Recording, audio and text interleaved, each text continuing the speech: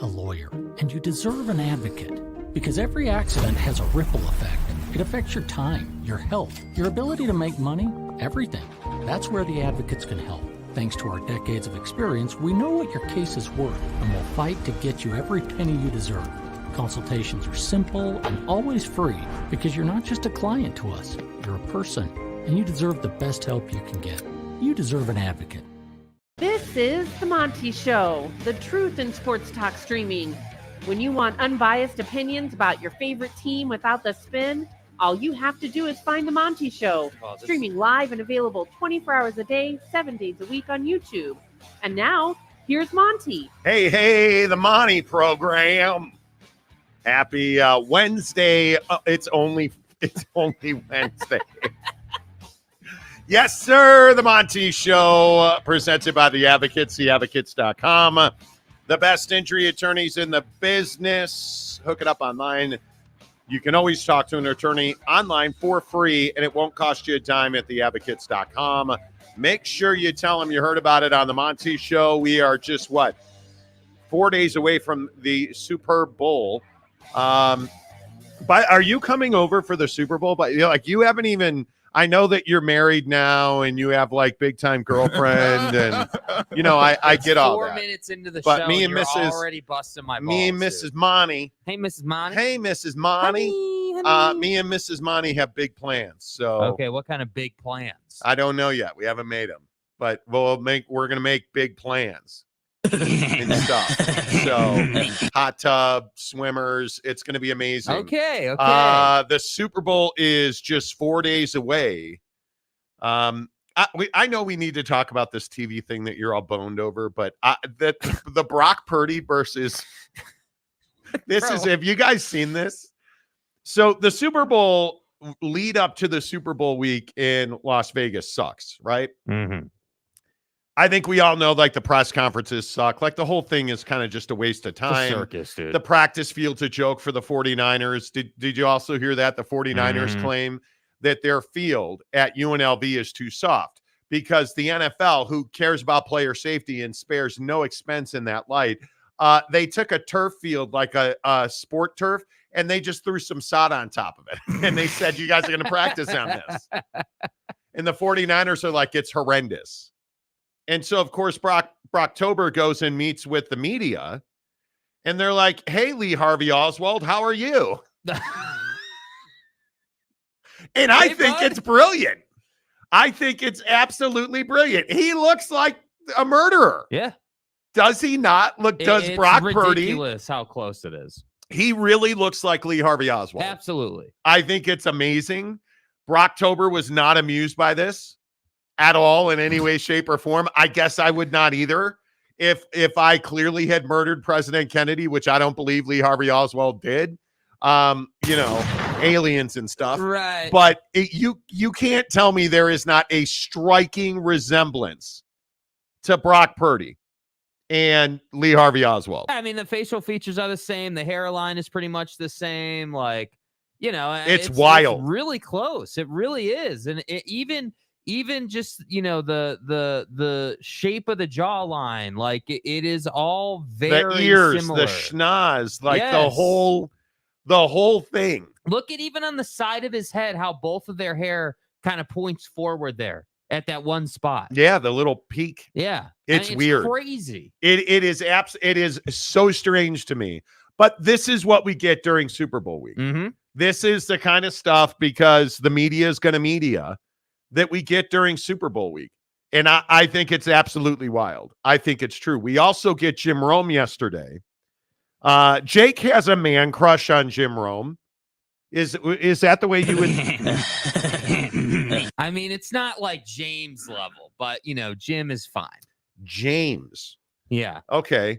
Well, the pimp in the box, Jim Rome, announced yesterday that this is the last week that he'll be on CBS Sports. Bro, what are you talking about, man? Yeah, you may or may not know. I know, and if you guys listen to national radio, who do you listen to nationally?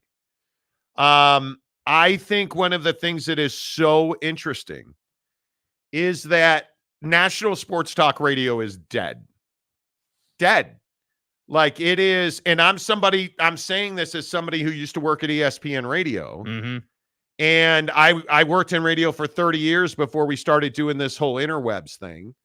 And Jim Rome yesterday announced that, yeah, he's done at CBS Sports Radio, and that CBS Sports TV, he's done there as well. His national syndication deal will not change. So his radio show will be unchanged. But we're going to this pay for sports streaming thing. Mm-hmm. Jim Rome announced that he is going to Twitter, and that at some point in the future, his video stream will be exclusively on Twitter, or excuse me, X. And that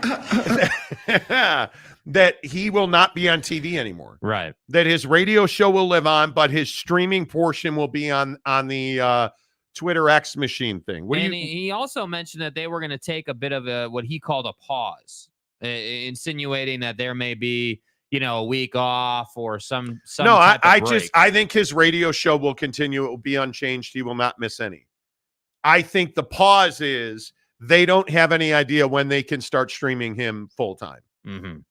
And I don't know if that is some kind of non-compete with CBS. Could be. I don't know if that is what it is, but I do know one thing. The way that we digest sports in this country is forever changing. You look at this new pay platform where ESPN, Fox, and Warner Brothers Discovery announced a new sports streaming platform that is going to launch in the fall. And if you look at what sports will be included, it's probably easier to try and find one that's not included than list all of them that are included. Right. It is, if you look at this list right here, it's everything, including the beloved college football, the NCAA tournament, golf, tennis, the World Cup. Mm-hmm.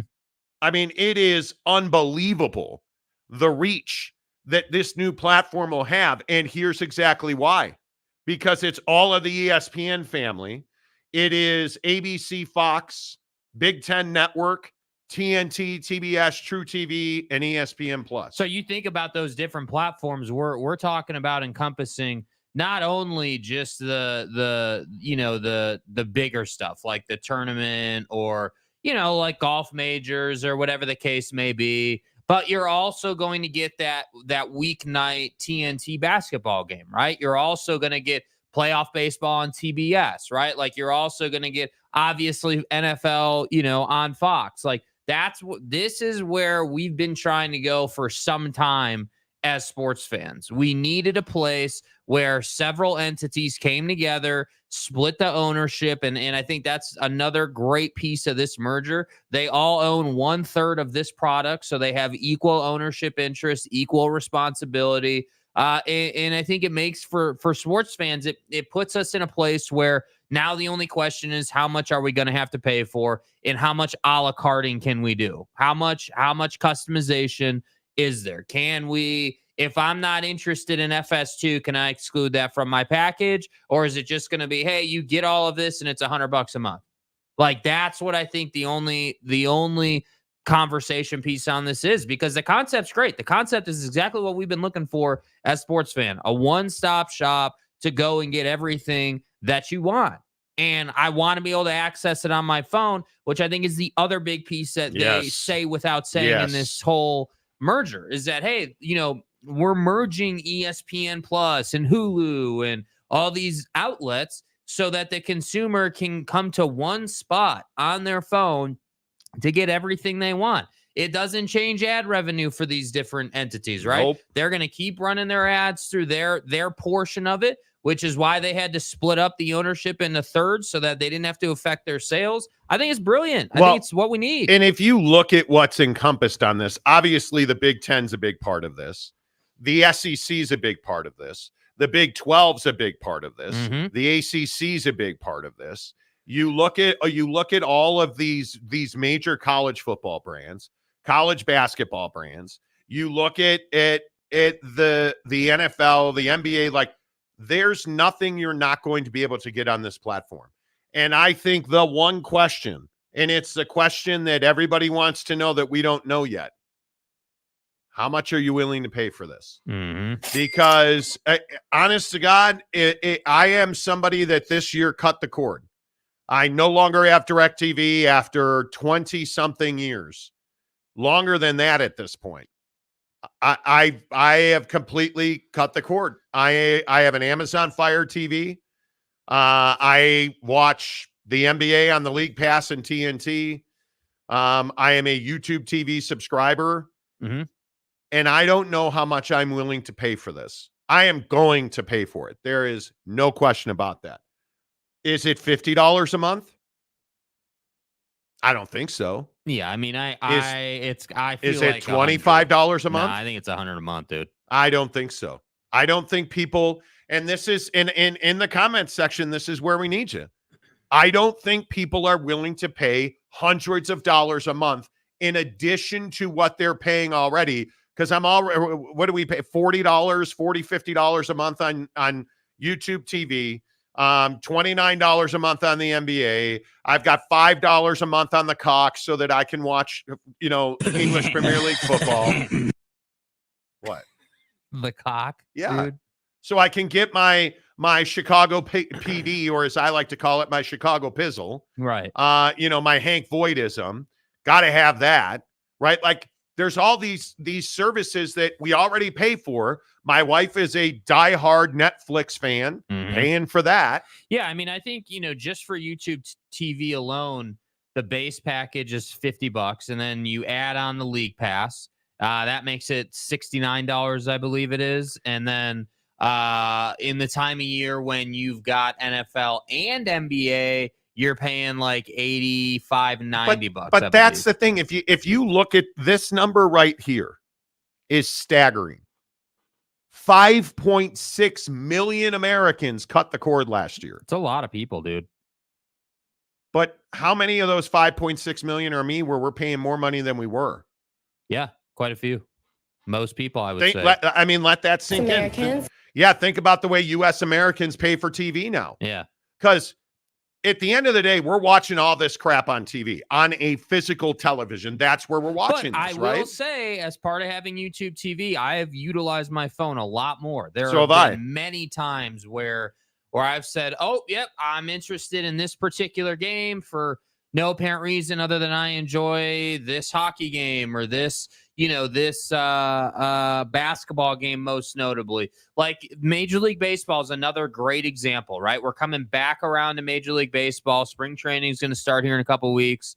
Like you look at that and it's like, hey man, I've got the app on the TV, but I've got it on my phone too. So when I look at this package, when you're in the middle of the Major League Baseball season and you're getting the Fox game of the week, or you're getting that TBS Tuesday game, or the Sunday night baseball game on ESPN, that's all going to be in there. And I know it's baseball. We're all like, oh, well, football's better, baseball sucks. But for my baseball people out there, this package also covers that. Have to have it. One of the biggest issues with YouTube TV right now is that there is no relationship with the NHL or Major League Baseball. That's right. You get your national games, right? I mean, you get the TNT stuff on, I believe it's Thursday, TNT has NHL.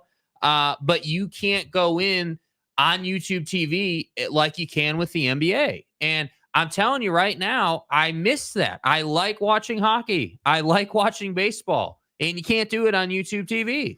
Yeah, I think it's going to be very interesting to see how all this shakes out. YouTube TV is supposedly adding a back button soon. Which would be clutch. But I think that we're coming to this grand tipping point where, as sports fans, we're very different than mom and dad, their 9 kids, and their Disney Plus streaming app thing. Where you've got to have The Mandalorian or Princess this or like your mom, and you've got to have all that stuff. See, what I've got to have right now is YouTube TV and everything sports.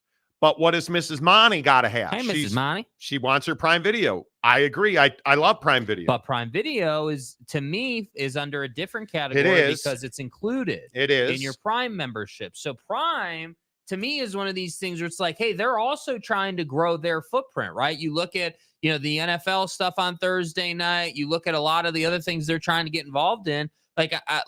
Dude, if you watch Major League Baseball this coming season on Amazon Prime, because that is going to happen. Yeah. Like, what is after that time? If we can prove that we're interested in baseball on Amazon Prime, imagine what Amazon is going to do. So my point is, again, when we look at what's included in this package, it's not everything under the sun. You're still going to have to flip around.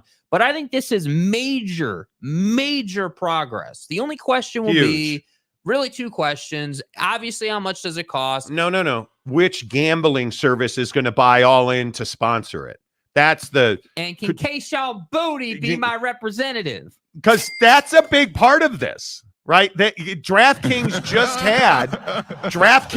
had the biggest year they've ever had. Yeah. And I only say this partially because I stuck my tongue in my cheek.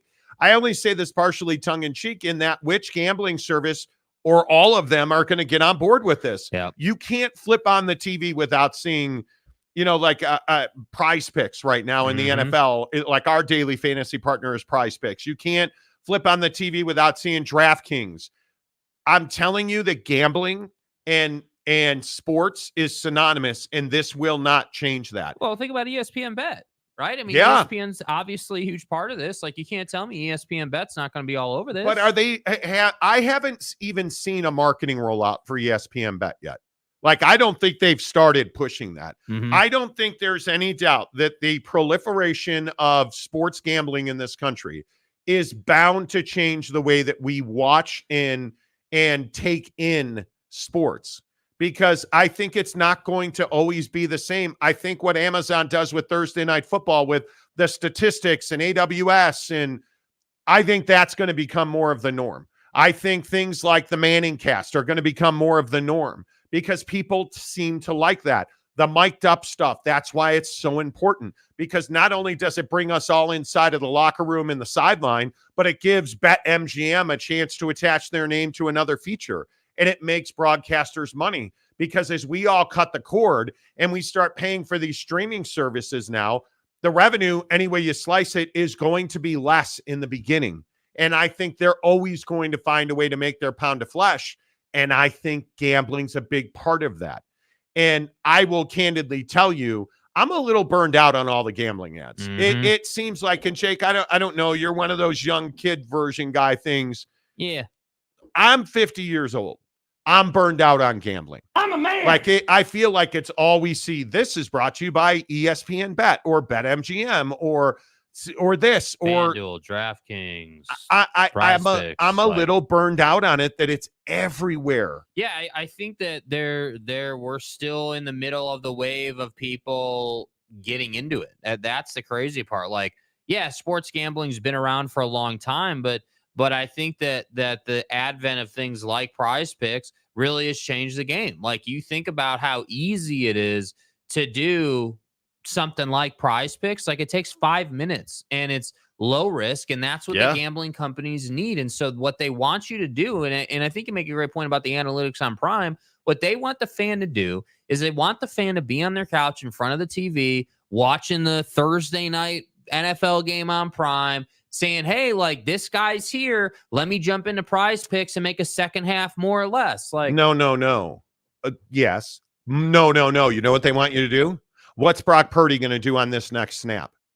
All right, here's $1 that says he hands it off. Here's $1 that says he passes it. Here's another $1 that says he runs the football.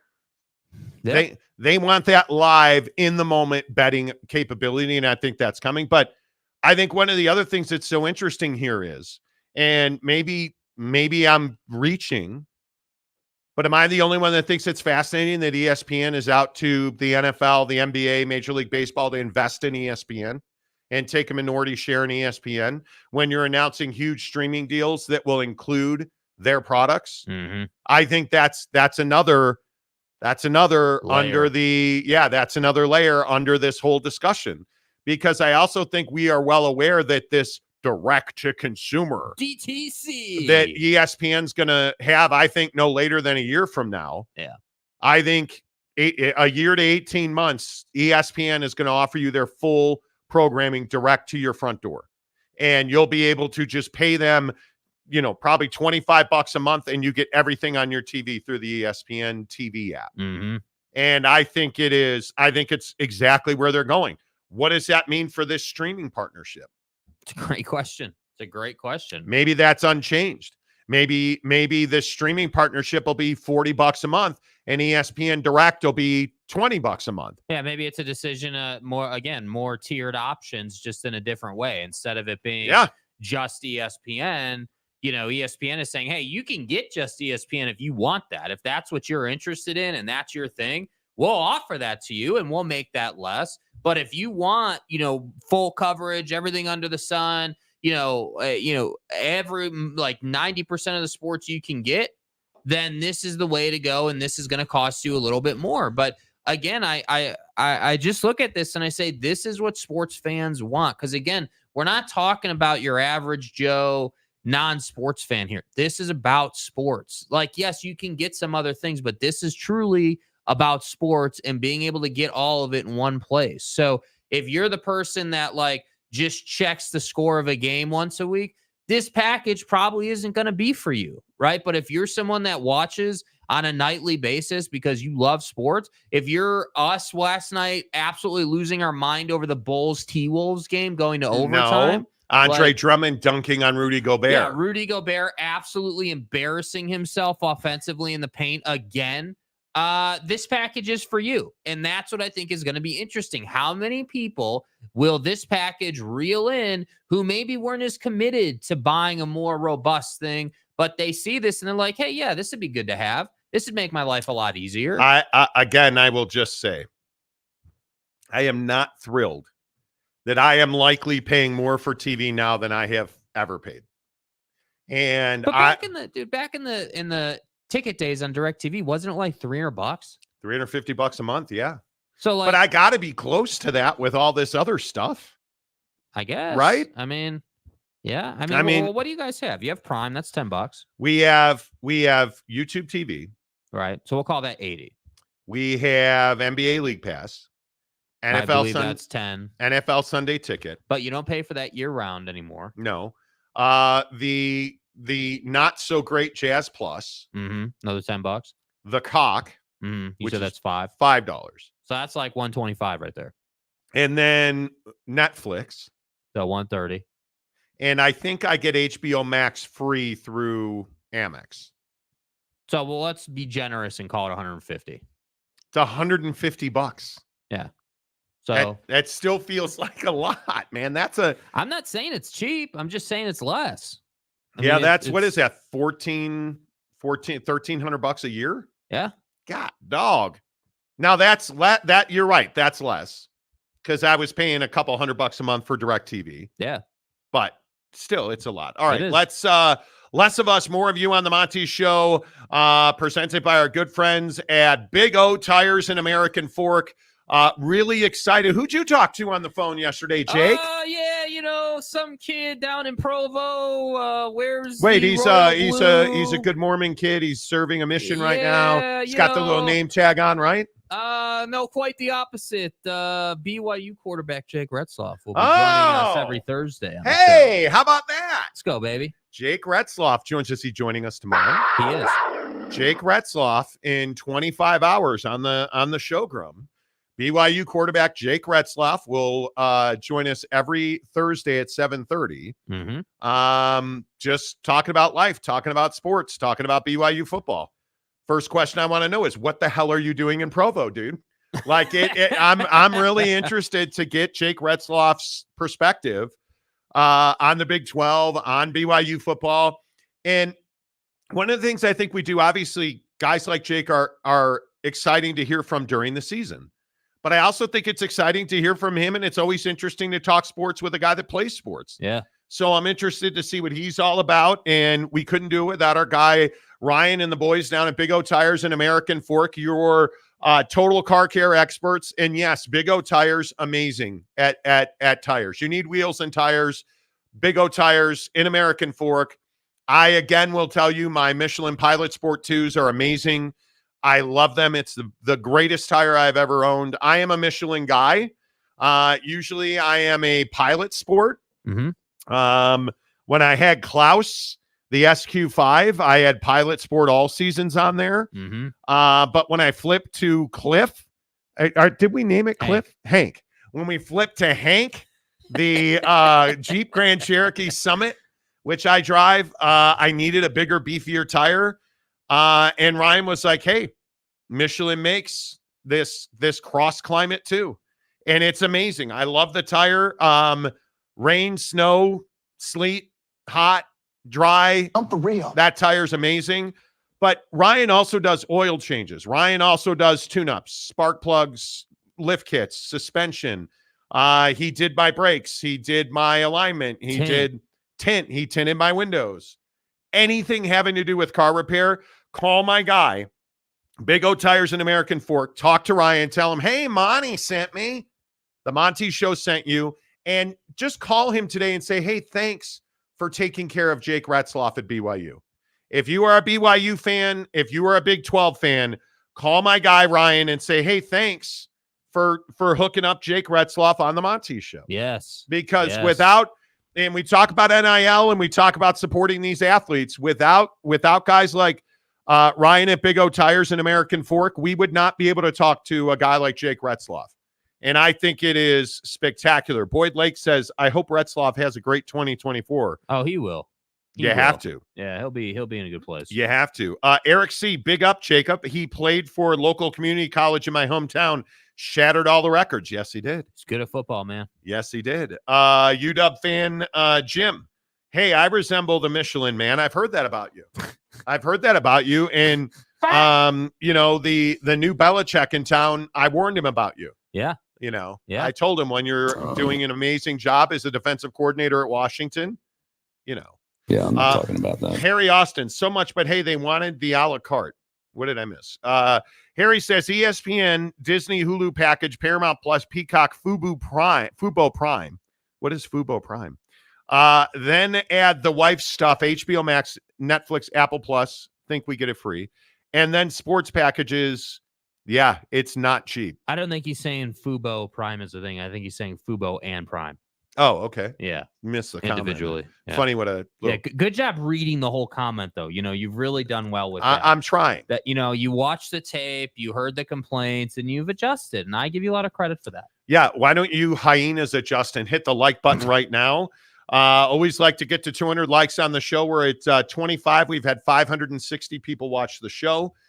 Please do hit the like button. Let's get your comments rolling. Scott of Greywater Watch. Speaking of youth, illegal streaming is a thing. Okay. I don't. What are you talking about, man? I would not know. Yeah, what are we? I would know nothing. About? Well, I mean, people steal streams all the time. Yeah, but that's not relevant to it. Like, how is that relevant? Oh, I know for a fact that people use things like YouTube TV for free. I know for a fact that people stream things like one of the main reasons the UFC left pay-per-view and went to ESPN Plus was because people were thieving them and they were losing tons and tons of money. Mm.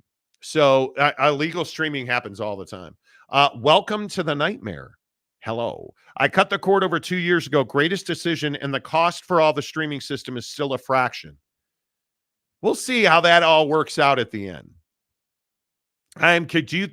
So you're convinced you're saving money? I'm right about the same, I would say, because I through DirecTV was paying for the league pass and extra innings and NHL Center Ice and all that good stuff. So that adds probably another $50-$60 a month when you put all that together. So the base package again at YouTube TV is like $40-something. Right. But again, when you put those packages together, you're pushing, 80, 90 certain times of the year when you have multiple sports seasons happening, you're $100. So to me, I think the last time YouTube TV charged me was like $94 or something like that. I think it was, or whatever. So yeah, I mean, I'm probably less, but I don't think it's like, wow, I was paying $200 and now I'm under $100. I think we're talking about, $130 and now I'm like $94. Yeah. Like it's enough, but it's not huge. And I think the other thing that I think about is the way certain TVs are set up. So like some TVs, like your TV, the Amazon Fire TV, will aggregate the apps that you watch the most and make it easier for you to navigate those apps as the TV learns your viewing habits. Sure. I think that's another big piece of watching content via stream is, do you have a modernized TV that, let me use some fancy languages, optimized for streaming? Like if you have that, it makes it a lot easier. Whereas if you just have a regular TV and you're like feeding, like I know a lot of people who use their Xbox or PlayStation. Yep. And they feed that to their TV, and that's not as ideal of a setup. I guess they don't aggregate as well or whatever. So I just think, again, it's the equipment piece plus what you're actually trying to view. And if you can dial that in, you could have a great experience. But things like the back button from YouTube TV need to happen sooner than later. Yeah, you have to have it. And I don't know how you expedite that. And I'm trying to figure out how do I pay for YouTube TV? Well, it should just be on that one account that we be using for the business. Yeah, but I don't see it there. So that's the other thing. I'm so confused, man. Like it goes round and round and round, and I'm like, hey, man, it's tough to me. It's tough to keep up with all of it. I think a lot of it gets lost. A lot of it gets lost in the wash of it. And I sitting here looking at it, $49 a month is what I pay YouTube TV. $49 a month. And I'm okay with that, I guess. I feel like it's one of those deals where I want it all in one place. I want to pay one fee for it. Because I look at, for guys like the Nightmare, that's what I believe I'm probably paying less now that we sat here and went through it, but it just adds up. Everything is expensive. Yeah. Everything is so damn expensive. Dev MCC, I absolutely love YouTube TV. So do I. Huge fan. Cody Strickland, how are you? I cut the cord last year after the K-Jazz deal. Well, yeah. But I'm also, as somebody that lives in Utah and I watch every Jazz game, I don't like Jazz Plus at all. Yeah, we were, and again, it's this equipment conversation, right? So in the studio here, this TV that we have in the studio is not old by any means. I mean, brand new. What is this TV, like, what, 2 years old maybe? If that. And the app store on this TV doesn't have Jazz Plus. So you can't pull that app down, log into your account, and watch the game. So we have to either cast to the TV or just watch it on our phone or watch it on the MacBook or whatever. So, I'm not trying to crap on Jazz Plus, but I don't think it's really an awesome experience. I don't find myself literally the only need I have for Jazz Plus is just to have the account and to pay them so I can watch the League Pass on YouTube TV. That's it. Because if you're logged in, for any of you who know how to use Jazz Plus, all Jazz Plus is essentially a shell account for the League Pass. You're logging in. They force you to log into your NBA ID. But the great thing is you can synchronize it so it works on YouTube TV. So I don't even use Jazz Plus. I don't use any of the features. Couldn't tell you anything about it. I need to figure it out because I don't know how to do that. I like it at my TV. Again, I have to go to Jazz Plus. When I pull up that game, it says you got to go to Jazz Plus to watch this. Because if I just pull up the Jazz game on League Pass, it says it's blocked in my zip code. And it makes me crazy. These are the issues that I have. This is why this new streaming platform that we're talking about with sports is so critical. And I wonder if that Jazz Plus issue is a TV issue. You have a newer TV than I do. I have a brand new nicer TV than I do. Brand new. Like one of the best you can get. And somehow Jazz Plus seemingly works better on my TV, which is definitely But do you subscribe to Jazz Plus? Yes, yes, I do. I pay 2 League Pass fees a month, $16 a month twice. So $32 a month for the League Pass because I'm paying Jazz Plus and I'm paying for the rest of the League Pass. So that's why I'm saying I don't understand why things like Jazz Plus are so difficult to streamline. Yeah. Do you have no thought process that, hey, Jazz fans might be interested in other NBA games? Who knew? Who the hell knew? Who knew? Yeah, it's a really interesting It's a really interesting conundrum for me. I hate all of the new fees. It drives me crazy. MH5, anyone use the very expensive Apple Vision Pro yet? And how was it? We're Why going to would talk you? about that at some point. Why on would this you? Show. This is the most, and I think this plays right into this. Yes. I think it is the biggest waste of money I've ever seen. And people are testing it, and you've got these idiots walking down the street. There was a guy, and I don't know if I don't believe it. The optics are wild. I don't dude. believe that anybody would do what I'm about to describe.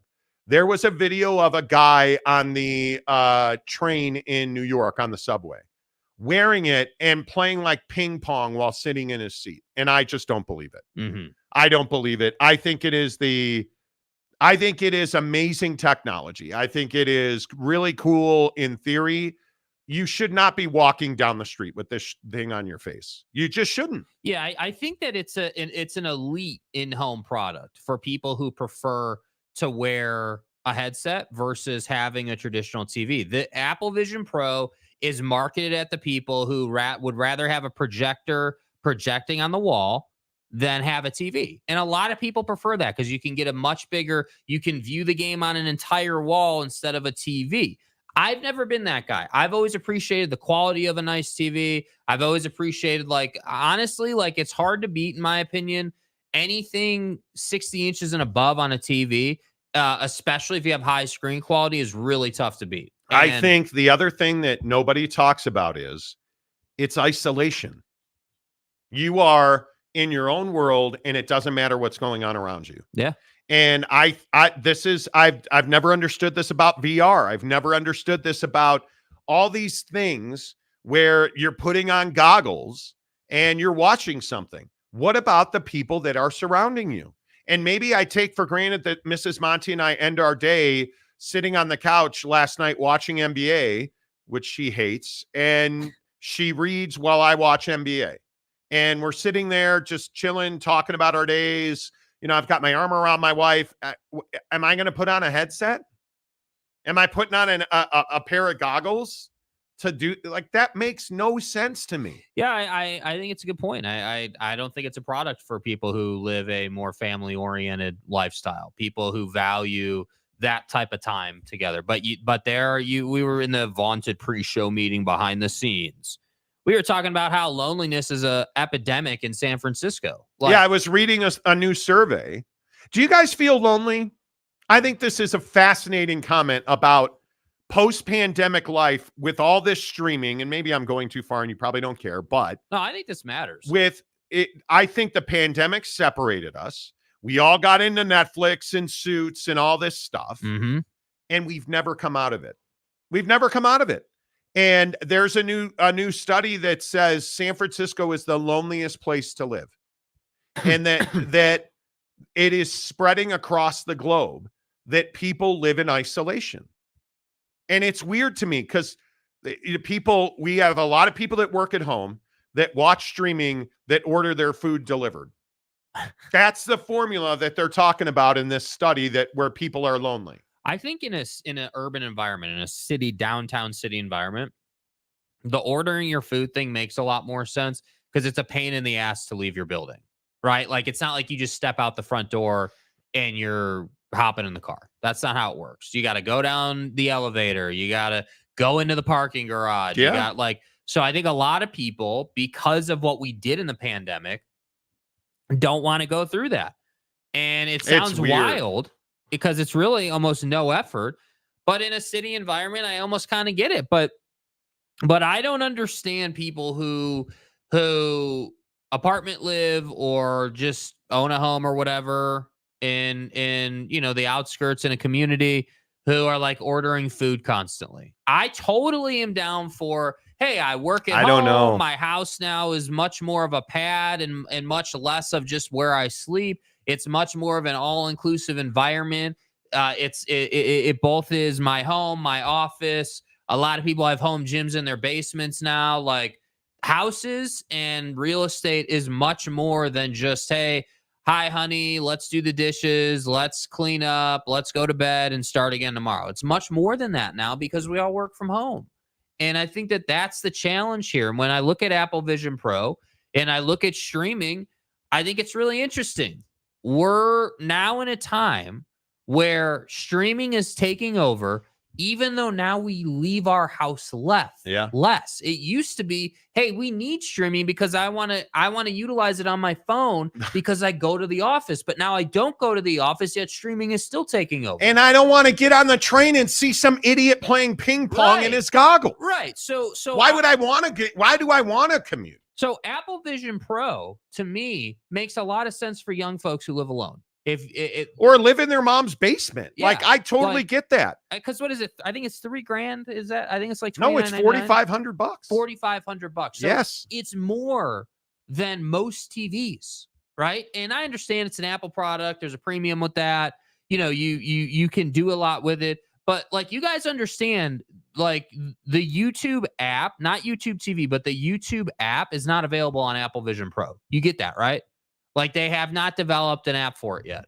So Apple Vision Pro is still ahead of most of the mainstream, folks out there. But all the videos coming out, all the previews, all the things that I see on Twitter, it's an amazing product. The idea that we have a product that can bring both the world you're in and the world you see together is crazy to me. Absolutely wild. What are you doing? I'm trying to get fit for Apple Vision Pro. Are you serious? Yeah. It says my face is, I'm not repositioning my face correctly. That's wild. Position your face within the frame. Okay. And I am just trying to, but this is what's wild about this, man. I'm just trying to figure out how much it is. I'm just trying to order a product out here and I got to get fit for it. Yeah, it's $45.99. Yeah. It is $45, and it is $140 more if you need glasses. Oh my God. No, bro, I'm out. It's too much. I'm out. Like, that's what. Do you understand the caliber of TV you can get? I don't care. I don't care. It is giggity. All these apps add up quickly. Thank God Pornhub is still free. Well, for those of us that live in Utah, Pornhub is off limits. Right. You guys know that, right? Like, there's no, and I think it's all porn. I don't know. You're the porn guy on the show, but I'm the porn guy on the show. I think all porn is blocked in Utah. I am again, and I'm happy to say it. Pornography is a great destroyer of men. I am not a porn consumer, but in Utah, don't you have to put like a credit card or an ID online thing? Like, you have to put your ID in. Nothing's free. Yeah, nothing's free. rolled out legislature that says you have to put your ID in. Let me get this right. I have to give my ID information to a pornography company. Yeah, it sounds like a good idea. Adam Monks, good morning, guys. Like and share. Yeah, go ahead, hit the like button. Appreciate that. Gabriel, the biggest question is how everyone in the expensive suites came to an agreement with each other. The amount of drama this streaming service could create is going to be high inevitably. We'll find out, right? It's amazing, Gabriel, that they all came together and agreed on something. Well, but I think they agree on it because they understand the burnout of having to pay for all this different stuff. It's easier to market something if I can say to you, hey, everything under the sun. Like, imagine if they could position it as, hey, like ESPN, Fox, Hulu, Fubo, every game, Amazon, every sport, one place. Yeah. That's what the marketing should be. But they don't have CBS involved in that. So you lose some of the NFL, like, obviously. But I think the thing that made this possible, and I think we've talked about this on the show. I used to produce Jim Rome's television show way back in the day at Fox. When I worked at Fox Sports, there was no question that we were not ESPN. And I think people more and more are starting to understand that Fox and CBS and NBC, and they're not ESPN. ESPN is the worldwide leader in sports, period. And I think once you come to terms with who you are and where you are, you can make a deal like this. Yes. Boyd Lake, and Apple Vision makes the user that uses it out in the open an easy mark. Boy, isn't that the truth? Dakota Tubbs, using the Apple Vision Pro is the best way to get yourself robbed or your money back. Well, facts. And I'm guessing that that's happening. Listen, dude, and how can I say this? And I know that you guys complain I curse too much. Bet you weren't expecting this one. But if you're a dickhead using Apple Pro on the train playing ping pong, bro, you get what you asked for.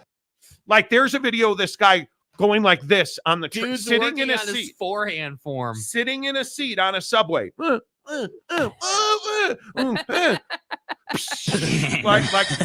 come on. I would buy it if it doesn't cost $3.5K, but using it on the road and streets doesn't care about their safety. Truth. OG Gary, fan of every sports team everywhere. Using Apple Vision at home or on a plane is fine. Now, how you use it on a plane is fine, because when's the next time that somebody is like watching adult material and since this is a family show, strengthening their forearm on a plane while watching Apple Vision Pro? right? Daddy. Yeah. Right? Like, come on. You and I both know. And the other question is, you know how when someone's listening to music really loud on their headphones and you can hear it? What is that? What is that like on Apple Vision Pro? I don't want to know. Boyd Lake, the SEO king of America. It's a very big safety issue in public. Mm-hmm. Preach, Monty. It's very antisocial. It is. And that's it. We have gotten to a point in this country, like we're in an election cycle now. Don't you dare ask your friends about politics, because you won't have friends anymore. What really do we have to lose? We can't talk about anything in this country. Yeah. So shutting out the outside world by putting on a headset, I think, is exactly what this is. And, well, I've got the Apple Vision Pro on. Hey, wow, look at that dickhead. I've got the Apple Vision Pro on. Let me go ahead and put my AirPod Pros in. I don't know. Does this thing have earphone? You're going to shut out the entire outside world. Also, for all my conspiracy folks out there, how wild is it that Simpsons predicted this one too? Shut up. How wild is it? Are you serious? Yes. Simpsons had an episode, I don't know how many years ago it was, of something that looked just like Apple Vision Pro. Literally, bro. Look, have you seen this? The Simpsons ran an episode of people walking around on the streets with a headset this. That does not surprise me. But didn't we used to have Oakleys? Or wasn't there a glass? There used to be glasses that did this, right? That had like the map, or you could see your text messages. Look at this. Look at this, bro. Like, yeah, I know they did. It's fine. No, I'm not talking. You're not pulling me into your Simpsons BS. You've never even seen an episode of The Simpsons. Yeah, Infowars.com. I have. And so this is the same guy who's like, oh, dude, I found a brand new Bourne movie that nobody's ever seen. I go to flip it on this weekend. I've totally seen it. You probably slept through it like every other movie. Mike Smith, what's up, Mountain Mama? Good mood or bad mood today? Nice Mike Smith or... Yeah, nice Mike Smith today. Shark tooth. Have to wonder if extended use of Apple Vision or other goggles could cause issues with your eyes and vision in the long form. They charge you on Apple Vision. If you have glasses, they charge you to put a prescription glass in there. Yeah. So I'm sure they've thought about that. Yeah. Mike, I think that's a great point. MH5, I wonder if Brett Yormark tries to split basketball and football media if he pushes for a streamer for the B-ball content. Well, but the problem is he doesn't have the right to do that because he just signed a new grant of rights and a new broadcast deal. And ESPN and Fox are his primary partners. And again, if you look at the list, ESPN and Fox. Yeah. And note, Big Ten Network and Fox. So you get the big game on the Big Ten. The only thing you don't get is the CBS content. Right.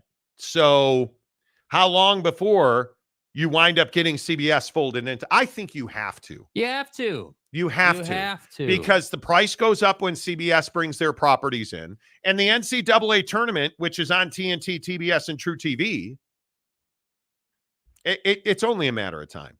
It's only a matter of time. You know, UW fan Jim, you can put a virtual arm around her. I cannot tell you how much, and I'm really glad that we do it. But hey, Mrs. Monty and I, honey. We talk about it often, how lucky we are.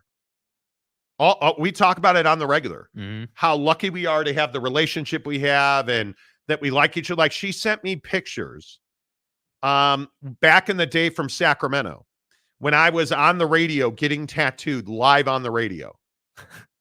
That was almost 20 years ago this February. Wow. It's wild. The ink isn't dry yet. Wild. And I'm just so proud of us, right? So to end my day, and I miss working at home. I'll be straight with you guys. One of the great joys that I used to have was Mrs. Monty and I sat this close to each other. And back in the days when I worked at the Yelpatory, and Mrs. Monty and I were grinding out together, like we worked right next to each other every day. Our desks were quite literally this far apart. And I miss that. We would, like, if I was having a tough day at work, my wife is amazing. She'll be like, hey, let's just reset, take a quick walk, come back, and then get right back to doing what you do best. And you know how your wife has that ability. She just has the right words all the time. I miss that. And so the idea that I would put on a headset is wild. Like, I'm more cognizant now. I'm also the a-hole who, when I lay down, I fall asleep. What? So imagine that. You laid down in bed and you fell asleep. It's over. Like, in this week in particular, now that we're back to doing mornings and we're on this afternoon project we're working on, this grind, our days are pretty long. And yesterday, for instance, I left my house at 4:30 and I got home last night at about 6 something. It's really unfair. I was gone a long time. So I go home, and of course, Mrs. Monty is meal prepped for me. So I have a little sweet potato, fresh chicken breast, and black and pinto beans. Yeah. I finish my dinner, and we're sitting on the couch, and I'm trying to watch a ball game or two. And I'm just like, like, I'm tired, bro. Yeah, dude. And she grabbed my, like, I was nodding off, and she's like holding my head. She's like, dude, stay in it, man. Don't eject. Don't eject. And so then we have this routine. My wife goes upstairs. She takes her makeup off, brushes her teeth, does all the stuff that chicks do before they go to bed. Yeah. And I'm sitting there like reading an article, and I catch myself falling asleep. And my dog is laying on my leg, and I'm like, and so I go upstairs, and the thing that I love is I've gotten into the habit of just putting my phone on the I have a little charger dock pedestal thing. Yeah. And I forgot my watch today, by the way.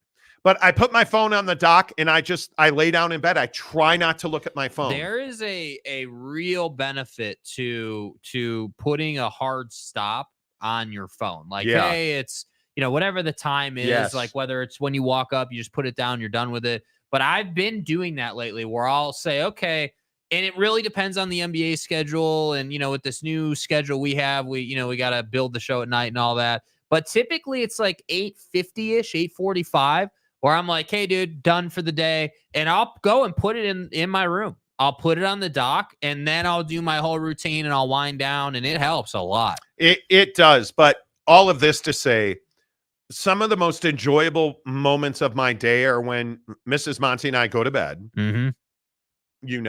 But you're just laying there, and we'll be, playing tickle games or laughing games. Yeah, you just kind of you're messing around. You're having a good time. Like, you're sharing a little snicker. Yeah. Like, you're just being silly. Yeah. And then I don't remember anything else because I fall asleep. Like, it's over. And I feel bad because my wife is not the one who lays down and goes to sleep right away. So I'm out. Yeah. I am out. And unfortunately, I'm a light sleeper. So, if there's noises or whatever, I'm already reaching for my gun or my pew-pew. I'm not allowed to say that 3-letter word on the show. Clean, methodical, and thorough. It's fine. OG Gary, I don't have to leave my house for things I won't. Okay. If I don't have to leave. If I don't have to leave my house for things I won't. Well, yeah. But again, we went through that phase of what was it during the pandemic? We went through the Instacart. phase of Instacarting Sucks. and using DoorDash, and it's terrible. It's a brutal awful. experience. It is. Oh yes, Dustin Osterman. Yes, I love streaming services. There are no contracts. Cancel whenever. Yes, that is a great point, Dustin. Yes, good to see you, by the way. Dakota Tubbs. Regular people collected streaming services during the pandemic. OG Gary collected fandoms. He did. Hey, you start talking shit. I mean, do you know how difficult it is to be a fan of the Poughkeepsie State, like Oilers? Those are the guys. Poughkeepsie State has like an auto program where they teach you how to change oil. And no, they wouldn't be in the top cut like we talked about. Gary loves lubing it up, man. Mike Smith. Gary loves lubing it up, bro. What? The virtual stranger hand. Exactly right. Boyd Lake, do people in San Francisco feel safe enough not to stay shut in their homes? Yes. That's such a misnomer. It's such a misnomer. The issue in San Francisco right now is so many people have left because of the cost. Yeah. It is so radically expensive to live in San Francisco, in California in general. How about the water going through California? Bro, they're getting, you dropped the stat the other day. Like, they're getting so much rain in this storm, like enough that they would normally get in a year or whatever. It's crazy. Yeah. It's crazy. I think, welcome to the nightmare. I think it's a mix of convenience, post-pandemic, laziness, and being in our own bubble mentally. And I think we have to get out of the own bubble mentality. Absolutely. I think that's exactly right. You have to want people in your life. My wife is a social butterfly. Like, she drags my ass to a friend's house for dinner, or like we tried to go to an art museum this past weekend. Didn't happen. Why? But, well, just got busy, man. Yeah. Just doing stuff. Yeah. Mike Smith, I'll subscribe to some streaming services and cancel the subscription on the same day. I know there is only so much new stuff I want to watch. Truth. Let's see. Gabriel, their loss is all our gain. They are ignorant of reality, and in the end, the benefit of people who will work their butts off. Truth, man. Charlie Sinclair, Monty, how do you feel about Greg Roman? I mean, Greg Roman's all right. I mean, Greg Roman works well with Jim Harbaugh. Yeah. So I think Greg Roman's a very good offensive mind. He's never been able to get over as a head coach, but he's a very good offensive coordinator. So funny how that works in the NFL. There are just some guys who are not cut out to be head coaches. Again, wait for Gen 3. It'll be fine. I'm waiting for Gen 3. By the time we will have mad apps for it and services, I'm never buying it. I'm never buying no. The problem is, what you're not going to be able to get over is that you're walking around on the street wearing a headset, dude. It has to be the day a product comes out that has the capability and the quality, because I think the one thing with Apple Vision Pro that we've seen is the quality is extremely high, but it's so bulky. It's so robust. We need something that we need the Connor Stallions treatment. I need some Ray-Bans that do everything Apple Vision Pro does, but look like Ray-Bans. If you had that, I'd be in for that. That's a wearable. It brings two worlds together. It helped. Like, that's great. I love that. But we don't have that product. Yeah, I think it is very interesting. I think we have that already. I think we already, as you guys hit the like button right here on the Monty Show, presented by The Advocates, theadvocates.com, where you can chat with an injury attorney live online, 24/7, 365. And it'll never cost you a dime. So you don't pay the advocates unless and until they win your case.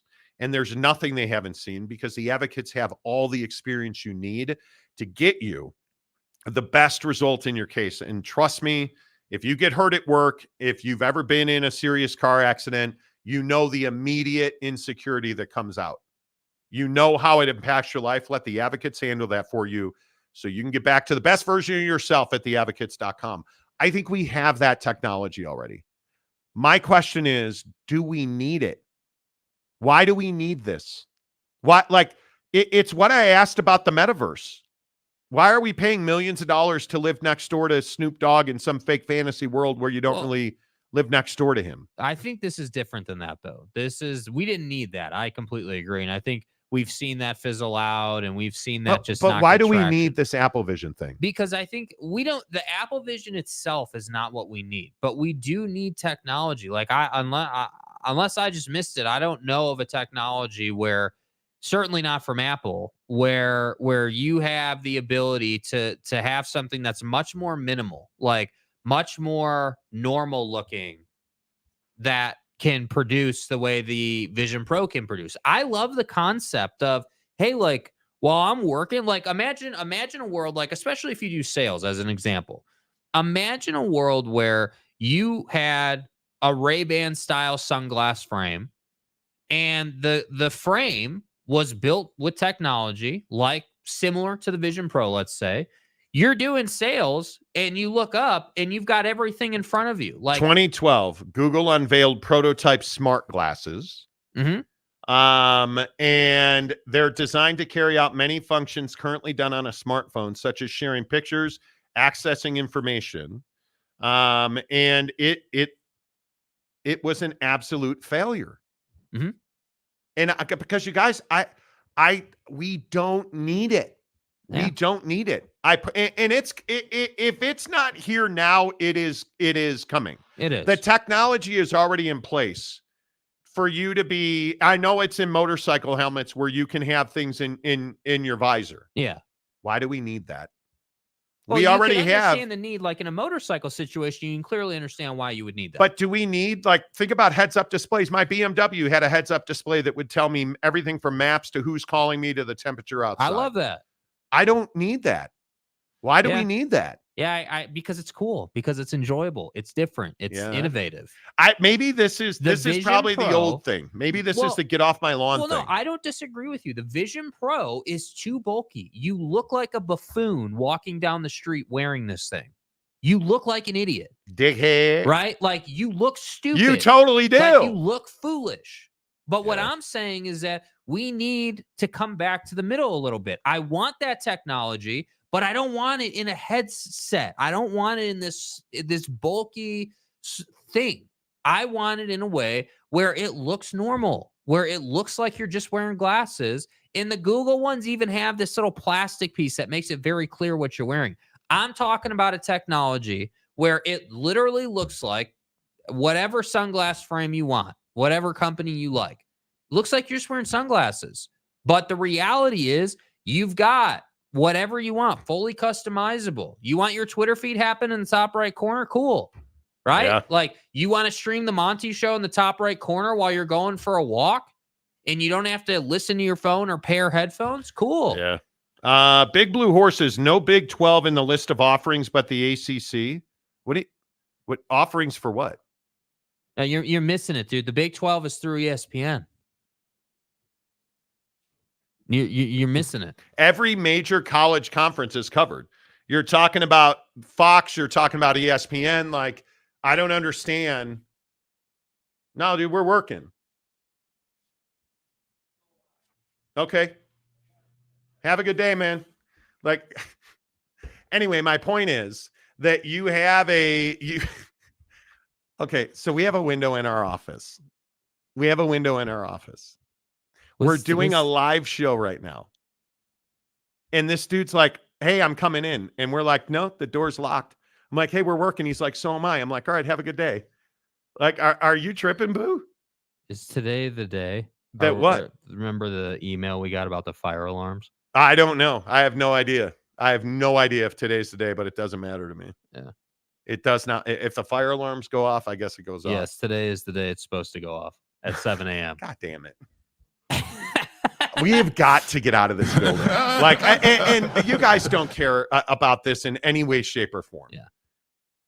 I cannot tell you the frustration we have with the space. What's the over under that because of that interaction, he flips the fire alarms on? Oh, absolutely, he will. Yeah. Absolutely, he will. Yeah. I just, and if you want to go talk to homie, you can go talk to him. What am I going to say? Don't turn it on. He's going to turn it on. Oh my God. Yeah. Okay, so we rent an office in a building, and that's where we do this show from every day. Yeah, the temperature in a 3-hour span, depending on if it's sunny and you may notice the clothes that we wear. I have to dress down or dress up depending on if it's going to be sunny that day. Mhm. Because we don't have control of the temperature in this room, it turns out. Like there's a thermostat on the wall that does absolutely nothing. And I think the lowest I've ever seen in here is 58. Yeah.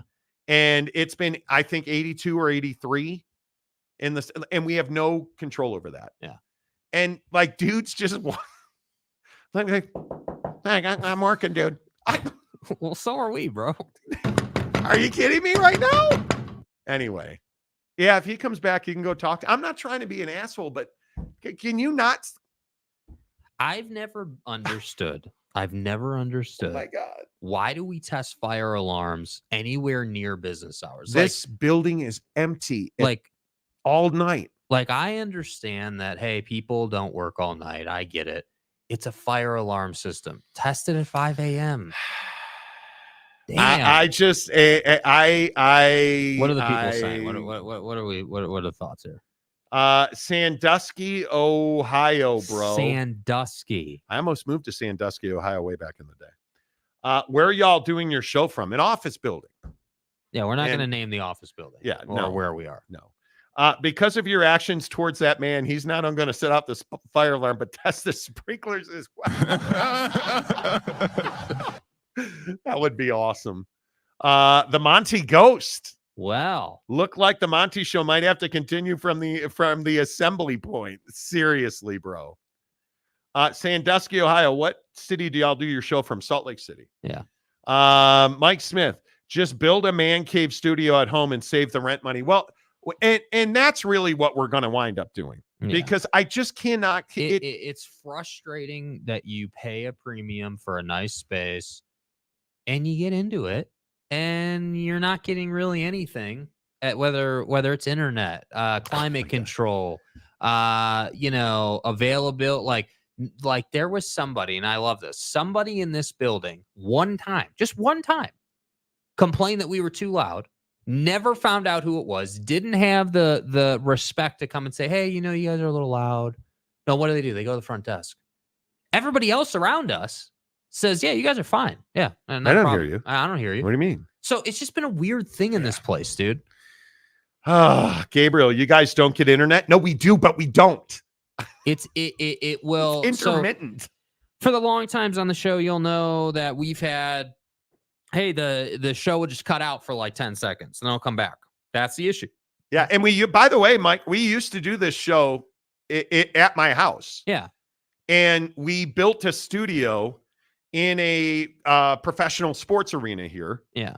And that whole thing was a disaster. Internet be damned.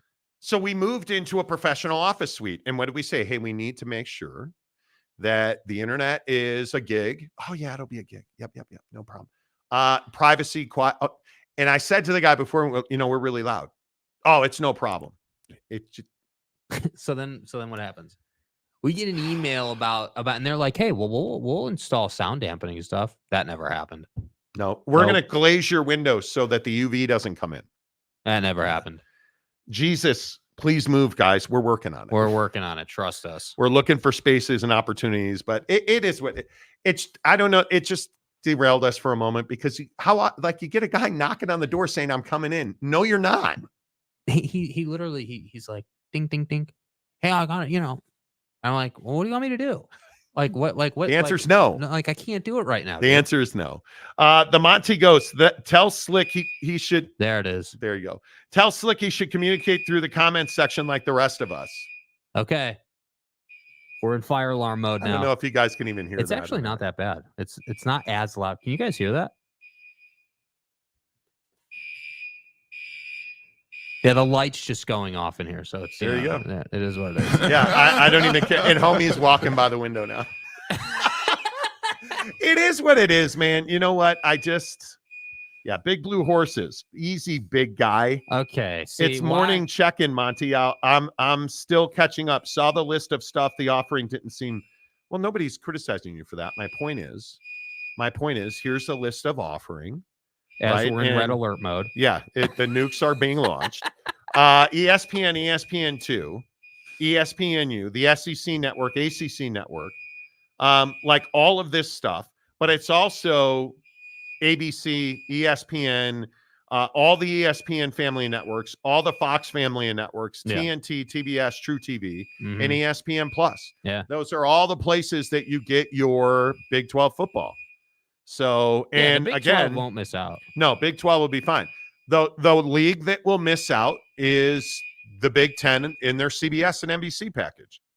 That's what you wonder about. Yeah. Because you don't see NBC and CBS on that list. Yeah. So you miss out on Sunday Night Football. You miss out on, but I think it's only a matter of time before other networks get involved. And I think if you're CBS, you have to get involved, especially when you look at like the Super Bowl and like, you know, how that rotates and who's got like that. Yeah, it'll be all interesting. Those things change on a yearly basis. So yeah, I think if you're CBS, you have to get in on this.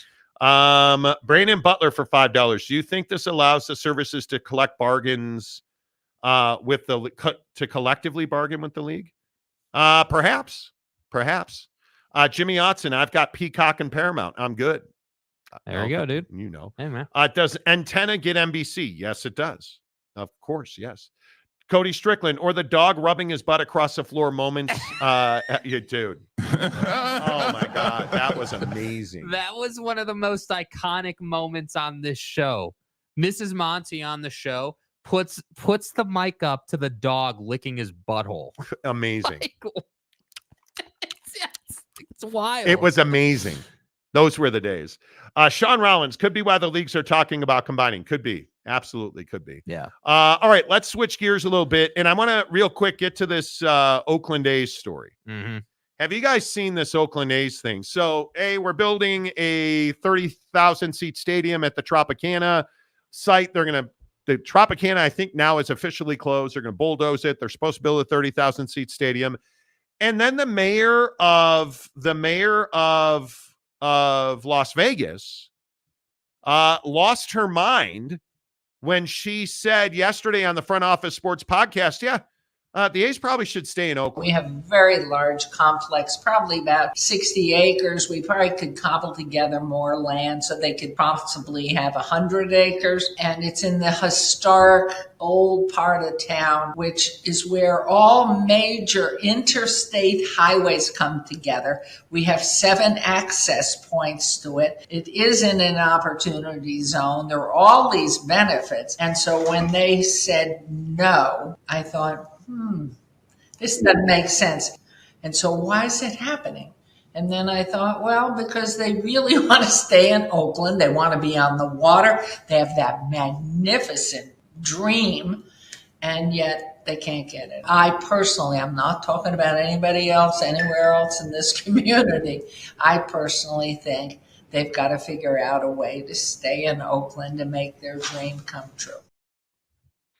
Now, there's a couple things you need to know, okay? The mayor of Las Vegas reaps no benefit from the Las Vegas Strip.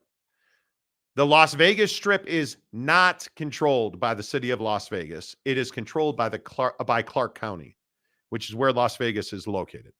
So she wants it in North Las Vegas because she reaps all of the benefits of that. Yes. Is it smarter in North Las Vegas? I think I can make an argument it is. The freeways, I'm intimately familiar with Las Vegas. I go there quite often, unfortunately. I don't hate Las Vegas. I just don't love it the way I used to. But the freeways all run through North Las Vegas. Right. There is more open space up there. Totally agree with that. The A's want to be on the Strip. It's a 30,000 seat ballpark and it is going to be a catastrophe. Mm-hmm. Traffic wise, it's going to be ridiculous. It is. I don't understand why they're doing it, but it's a phenomenal location. It would be an absolute monstrosity of a ballpark. It would be, I don't, but the bottom line is, I think Clark County wants it because they've already approved the funding. Yeah. And I think the biggest thing here is that the A's, you have a good location in Oakland. Like everyone makes it out like, oh, the A's ballpark is terrible. And yeah, the ballpark itself is old and run down. There's no question about it. It's too big. It is unnecessarily big. Like it was not the whole hybrid model with the Raiders and the A's just didn't quite pan out the way I think they wanted it to pan out. So for the Raiders, I feel like Las Vegas made a lot of sense, right? Las Vegas is a massive NFL town, obviously sports gambling, cool. But understand the oddity of having the Super Bowl in Las Vegas, where it used to be taboo to even say NFL and then Las Vegas. Like never. It's completely flipped. But what do the Raiders have? The Raiders have Allegiant Stadium on a perfect piece of land right off of a major freeway that does not cause congestion on the Strip. Yeah. What happens when the Golden Knights play a game? Like we saw this last time we were there. Yeah, we did. We went and had dinner at Mastro's, and we were going to the parking garage when a Golden Knights game was letting out, and it was a madhouse. Chaos. Because they're just off the Strip. You put this ballpark on the Strip, and I think it's absolutely it's a disaster. It is absolutely a disaster. And I think it needs to be close enough to the Strip where it doesn't feel like you're going out of your way, but it can't be on the Strip. That's the thing. So, yeah, the Tropicana location is yeah, I don't love that location for them. I think that if you are on the north end, that makes a lot more sense. But again, with this whole situation, what would make the most sense is renovating the ballpark you have. Yeah, but you can't. Well, it is, and I obviously, those of you know, I worked in the Bay Area. I covered that play. The Oakland Coliseum needs to be leveled. It's horrendous. You've had sites there, you just haven't been able to work it out. And you look at why the Golden State Warriors left Oakland. You look at why the Raiders left Oakland, why the A's are trying to leave Oakland. I mean, it's not rocket science. Right. The money is in on the San Francisco side of the bridge. Yeah. And frankly, they can't get a new ballpark done. And this ballpark at the Tropicana site, it's on the Strip. It's Clark County. And I totally understand why Mayor Goodman's upset about that. But you can't get away from the fact that it is less attractive as a site because of the hell it is going to cause on the Strip. Yes. I think they are going to wind up closing traffic to the Strip. And you are going to have to find an alternative, inlet or, exit for that stadium and all that traffic. Well, look, if you're willing to shut down the entire city for an F1 race, I think you can do it for a ballpark, and I think that's the thing. That's the conversation piece. You don't, again, like you just said, you don't have to do that for a Raider game because of where they're located. Yeah. Right. The freeway makes the travel fine. But again, you can't be having the Strip just destroyed because of a ball game. And I think that's the other thing with Major League Baseball. You got 82 games a year or 81 games a year, I believe it is. Home games. Yeah. So, and a lot of those are weeknights. So you're talking about a situation where it has a big effect for a long time on the Strip. And remember, it's been fully approved. Unanimous consent for Major League Baseball and its owners. The funding is in place. They would like to, I believe the date is 2028. They want to start playing there. But again, I think we put too much value, and I am certainly not an expert. We put too much value on Las Vegas as a sports town. Mm-hmm. It is, I believe it's no different than Phoenix. It is a transient town. Now living within a 5-hour drive, I can tell you we have friends that are Raider season ticket holders and go down every weekend. Yeah. I think, and this speaks directly to the owner of the Jazz, Ryan Smith, who wants to tell you that this town is crazy for NHL hockey. It's not. Salt Lake City is not a major league sports town. Do the Jazz do well here? When they're winning. Do the Utes and BYU do well here? Exceptionally well here. If you put an NHL franchise here, I do not think it will do exceptionally well. If you put an NFL franchise here, I think it'd do better than NHL. But make no mistake about it, this is not a baseball town. No. And I think that if you look at Las Vegas, there is a population influx there. There is a building boom there. And I think there is a lot of reason to be excited about professional sports there. But you have an owner in Mark Davis who is trying to build a winner with the Raiders. His stated goal is to win a Super Bowl, and he's actually making moves. and bringing in the Devontae Adams of the world Right. to prove that point. And I think you look at the Golden Knights, they've already won. I think you look at the NBA is eventually going to be there. That I have no doubt about that. Yeah. I don't know that baseball is a good fit there. I think that baseball is one of those sports that it isn't as easy in baseball just to plop a team in a market and say, yeah, absorb this team. The NHL in Salt Lake, I know for a fact this market is not thirsty for NHL hockey. That said, I think for owners in sports, they see an opportunity with the NHL because it's not just about the hockey. They want to build a multi-purpose building that they can run money through and make a boatload off of. Because the beautiful thing about the NHL is you can build a multi-purpose facility that allows you to bring an ass load of events into that building. And that is why Ryan Smith and the team here in Salt Lake wants to sell you on this market being thirsty for NHL. That is why. And so I agree. When I look at Major League Baseball in Las Vegas, you can't tell me you're building a dome. You tell me you're building a dome in Las Vegas. You're going to build a covered baseball facility in the desert. Is that what we're talking about? I mean, at least at a minimum, it's going to be retractable, I would think, because it gets so damn hot there. But the problem is on a baseball field, you're not going to be running an assload of concerts and stuff through there. It's totally different. Like in an NBA facility, you can do concerts all the time. It's why NBA facilities do so well. Why do you think T-Mobile Arena does so well in Vegas? Oh, that's right, because you can have all these events in there in addition to sports teams. That's where the money is. So again, yeah, sure, you've got a piece of land, and that's great, and you could build it where the Tropicana is, but that doesn't mean that it's a great financial investment for the city. That's the problem. So yeah, Major League Baseball is a little more unique in that sense. I'm not sure, like, if you look at the Oklahoma City transition for the Sonics, I'm not sure a baseball team could have done that. A basketball team can do it because there's other ways to recoup that cost in Oklahoma City. But I don't think baseball is just like, hey, yeah, we'll just throw a team in Vegas. We'll just throw a team in Iowa. Like, come on, dude. That's weird to me. Yeah, you can't. It's not that easy. Yeah, I don't know. I think it'll be very interesting to see how all this plays out. And I think Las Vegas is at tremendous exposure to fail with baseball. I think it is something you need to be very, very careful with, because I just don't know.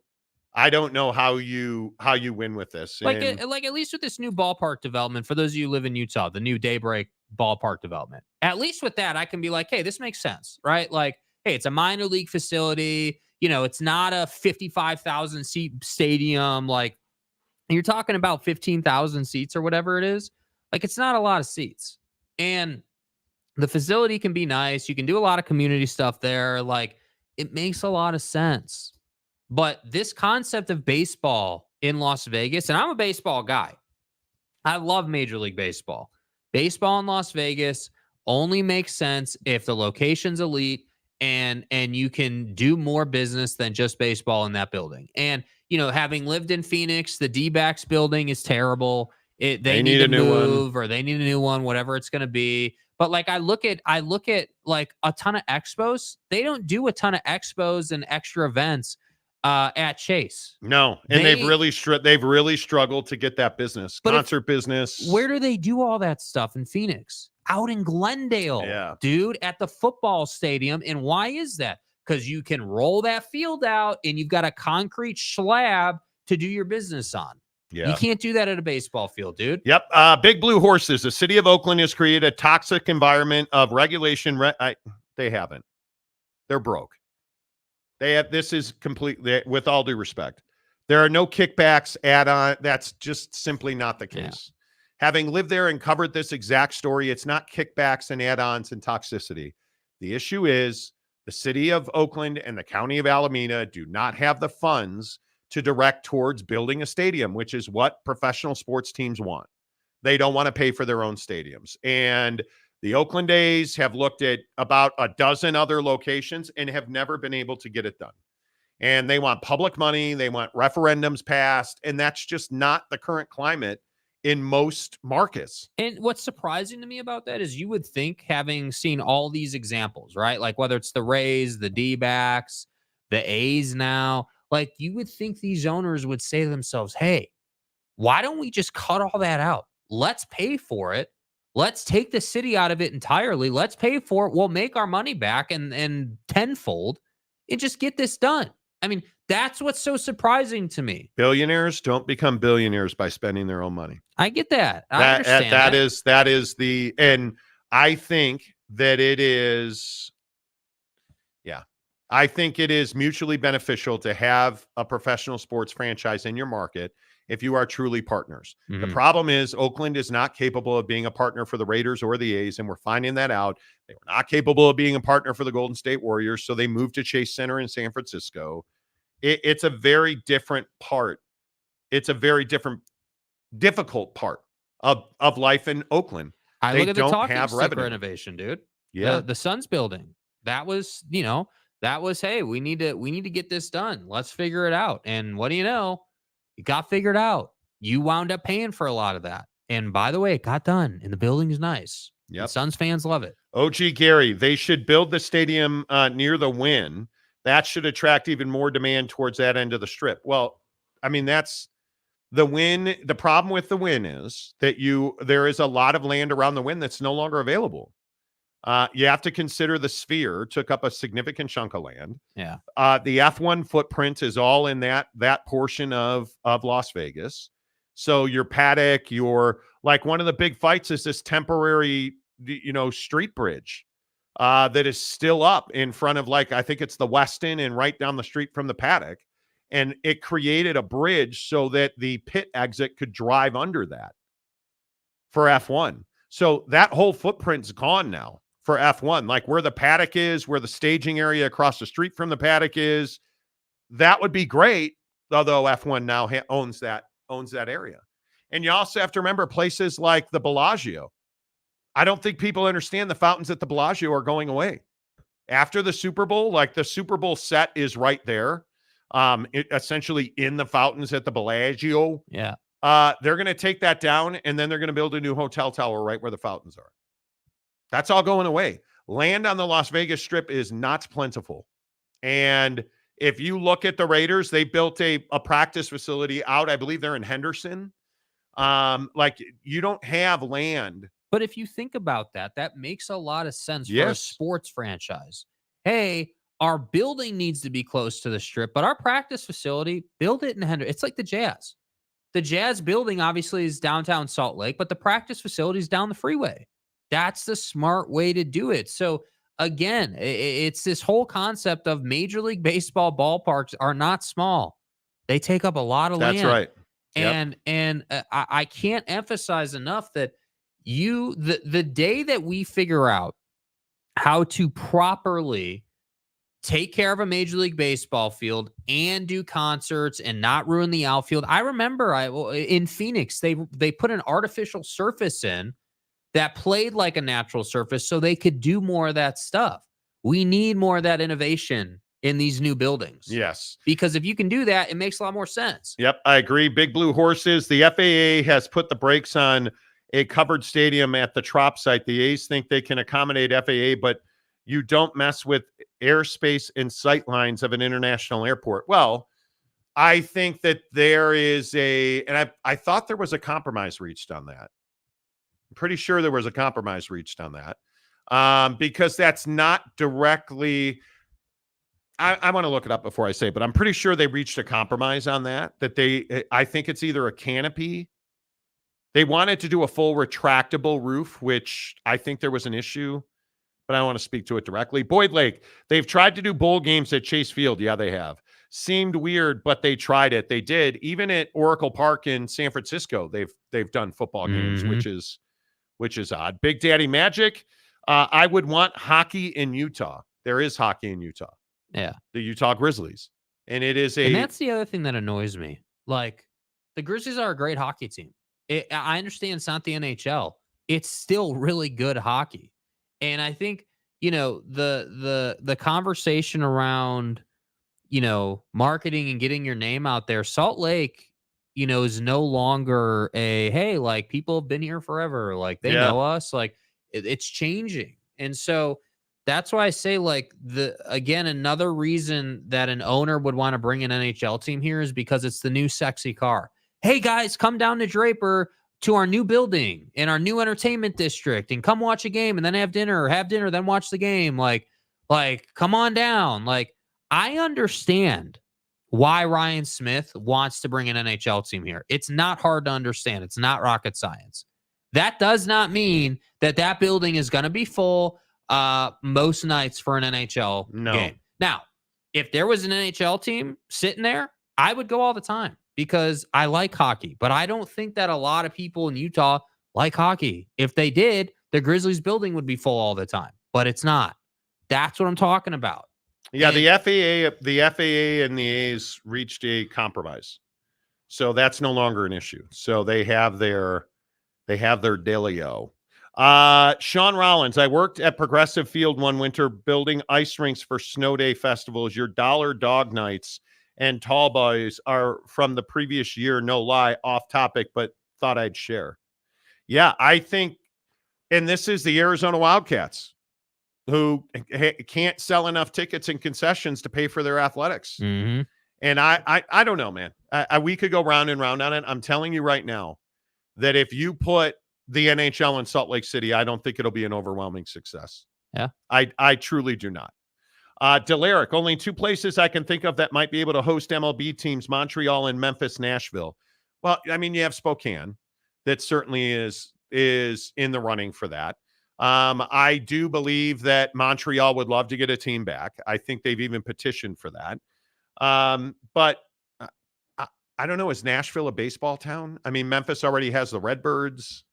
I think the hard part with baseball is you kind of have to be like, okay, how much of a baseball town could this be? And also how much risk is there in it? I think about towns like even Spokane.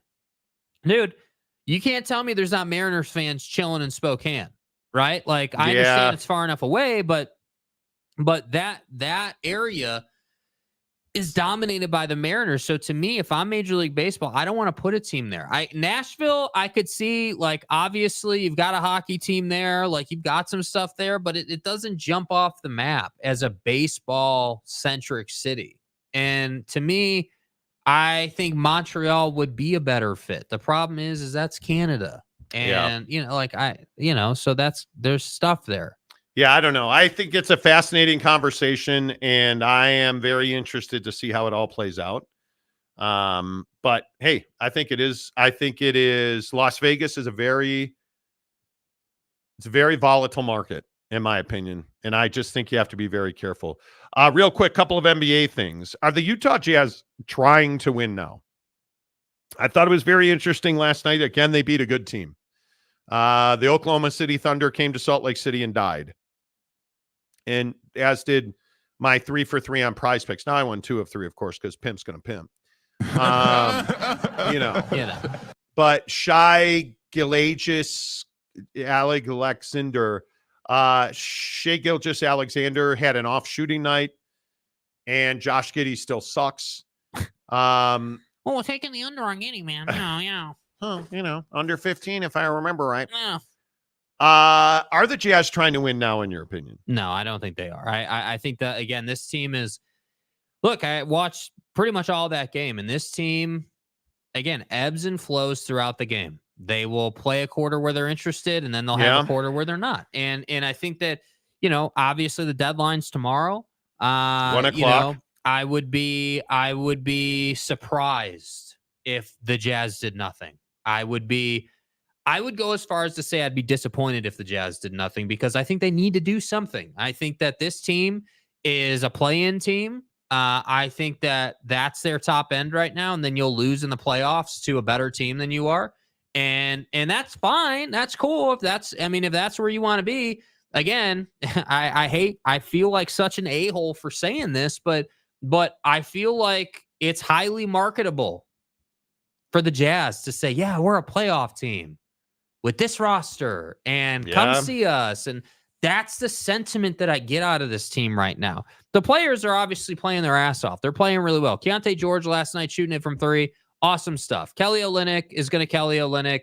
Everyone gets all hard over him. The guy is a bench player. Everyone gets all hard over him. Yeah, dude. They get all boned up over Kelly Olynyk. And it's the salamander, please. Yeah, dude. So it's like, okay, cool. Yeah, this guy contributes. He's a nice little glue guy to have on your team. He's not got a long-term future with the Jazz. No. He needs to go to a contender and be a bench guy. That's his place.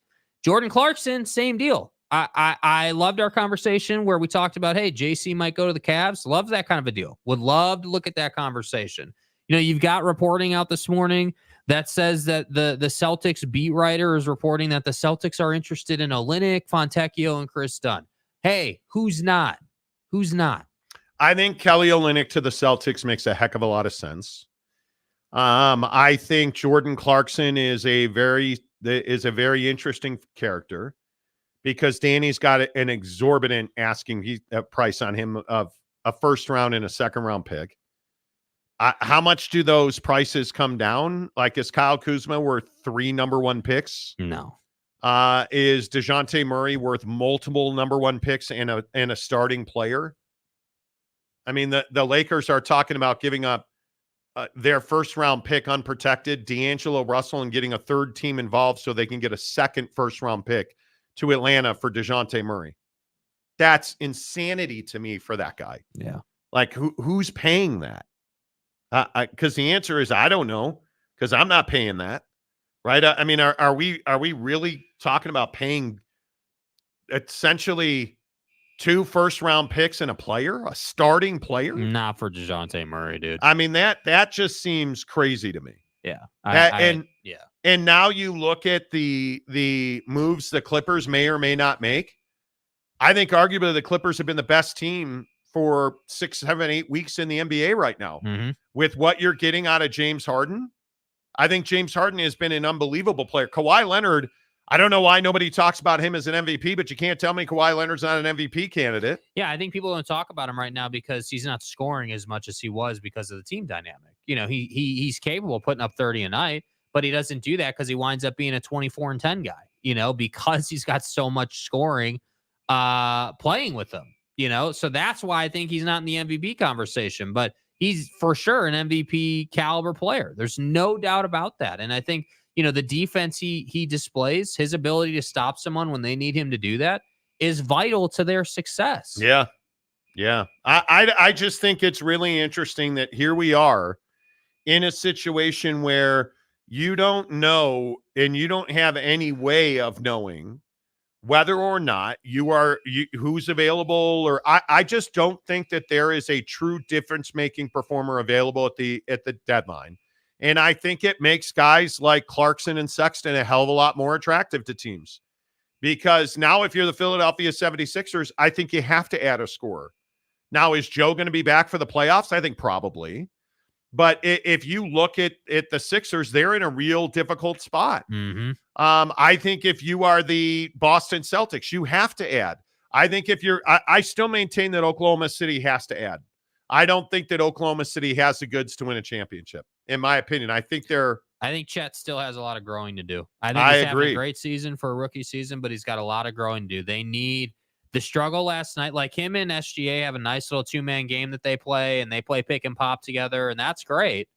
But at some point, Chet Holmgren is going to have to command more of the ball and command more of the defense's attention because they simply shut SGA down. And yeah, he had an off shooting night last night, but he had a lot of defense in his face last night. Yeah. Those were tough contested shots. So if you're going to climb the ladder and have more success, Chet's got to be more of a thing on that team. Yeah. I don't know what you say about the Utah Jazz. Like, as far as are the Utah Jazz trying to win a championship today? They're not. I think their rebuild is offline. Mm-hmm. I think that Ryan Smith is a guy that likes to be involved in personnel decisions, and it's not been ideal. And I think when you look at somebody like a Jordan Clarkson, you're a year too late moving him now. His value is lower. I think I know that Jazz fans are going to probably lose their minds. I think you have to look at trading Colin Sexton. And right now, I think John Collins has become an integral part of the Utah Jazz. Mm-hmm. I think John Collins has been a better player than you anticipated that he would be. Yeah, I think he's brought a lot more value. And I think that, again, it took him a while to get going. I think there was a stretch there where a lot of people were like, hey, this guy's not worth it. This guy's not, he's not living up to it. He's not holding up his end of the bargain. And then he just kind of came alive a little bit. He started playing better. I think he found his way in the offense a little bit. And again, I think a lot of that has contributed to the fact they don't run a lot of offense. There are some times where they run sets, but half the time Colin Sexton brings it up or JC brings it up. Keontae George brings it up. And yeah, you set a pick, you drive the lane, and you try to kick. That's their offense, I would say, 40% of the time, maybe even 50% of the time in some cases. And that my point is, hurts the ability of a John Collins to come into this locker room and get into the flow of it. If John knows, hey, we've got these 10 sets that we typically run for the most part through the game, this is where you need to be. He's obviously going to get comfortable more quickly than trying to build chemistry playing pick and roll with Colin Sexton. That's why I think it took him time to get going. Yeah, I agree. Brandon Butler, on Murray, it depends on your treasure trove. You can't use off 15 draft picks. The price is relative to the team. And I don't think there's a whole lot of teams that want to deal with the headache that is DeJounte Murray. I think that's a legitimate question of, are you going to get a guy that's engaged and willing to buy in, or is this a guy that wants to do his own thing like he has in Atlanta? And I am not giving up 2 first-round picks and a player to get DeJounte Murray. I'm just not willing to do that. I don't think that you can expect a guy like DeJounte Murray to come to the Jazz from the Hawks and be a team player. DeJounte, and I love that too, that, I don't know who thought that the Jazz were going to make an all-in move for DeJounte Murray. Why would they do that? What sense does that make now? Because you're going to have to probably give up, I would guess, Walker Kessler in that deal, like one of your youngs, and multiple draft picks. Does that seem like a smart move for the Jazz at this point? I don't think so. Yeah. Ochi Carey, we really need to trade Bron and AD. They're never trading LeBron James. Stop. They're never going to trade him. He may leave. They are never going to trade him. Yeah, you're not trading Bron. They're just not. There is no way that you're going to trade him. By the way, you notice how he casually says we really need to trade Bron and AD? Well, he's a fan of the Lakers. He's a fan of the Lakers, the Jazz, the Bulls, the Heat, the Celtics, the Clippers. Thank you. Yeah. Tanner, as usual, right on time. Does anyone else see the light blinking on the wall?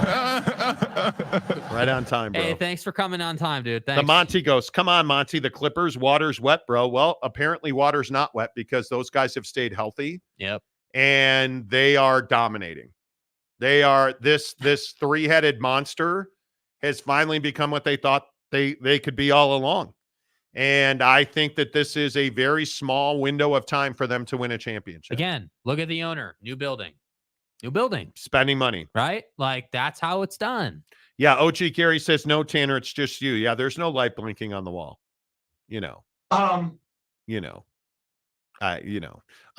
Dakota Tubbs, Gary, does anyone really want Elder James and Anthony Street Clothes Davis? Yes, they do. Yeah. I think LeBron James, if he was on the trade market, would instantly become the hottest commodity. Anthony Davis is having an MVP caliber season. Yep. Like the year he's having is remarkable. Tanner, Jazz defense seems to get better as the game goes on, and yet still Jordan Clarkson is allowed to savage their defense.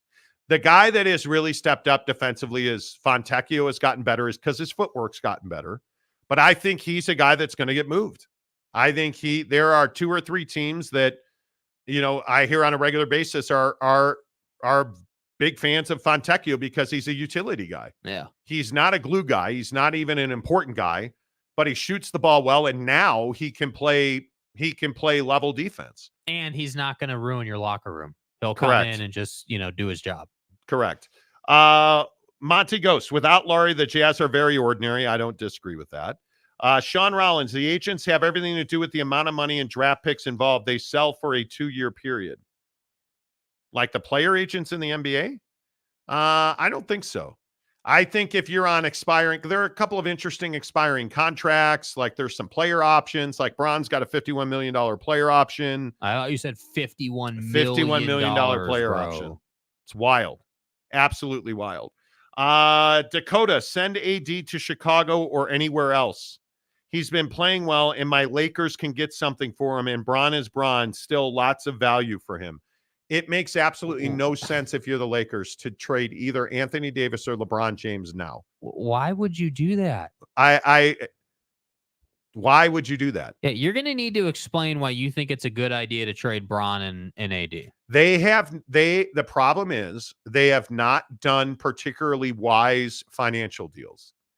And so you're looking at situations where D'Angelo Russell's been a disappointment in LA. He has been up and down. He's currently up.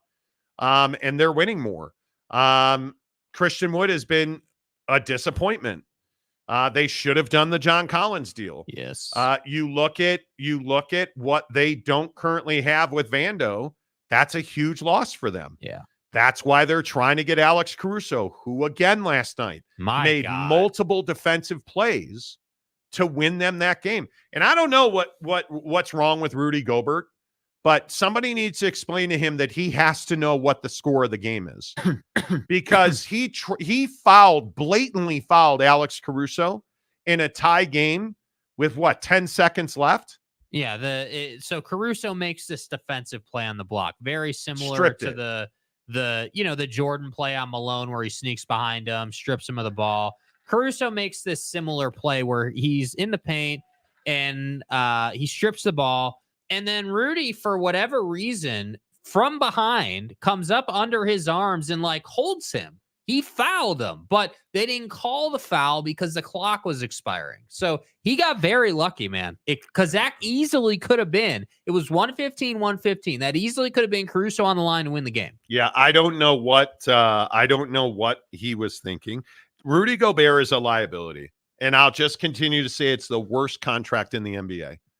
Because the guy still, and he's in a new place, and he still holds the ball at his waistline. And they still, just like they did in Utah, still ignore him on defense and pick and roll, or on offense and pick and roll. Multiple times. Don't even guard him. Wide open in the paint. The Ant won't give him the ball, right? Anthony Davis will not give him the ball. Or Anthony Edwards won't give him the ball. Why would you? I agree completely. I have no idea why you would waste a possession. Especially when Karl Anthony Towns is shooting his ass off from three lately. Why would you give it to Rudy Gobert? Big Blue Horses for $2. Thanks for the show. Keep it 100. Rock on. Thanks, Big Blue Horses. I appreciate you, bro.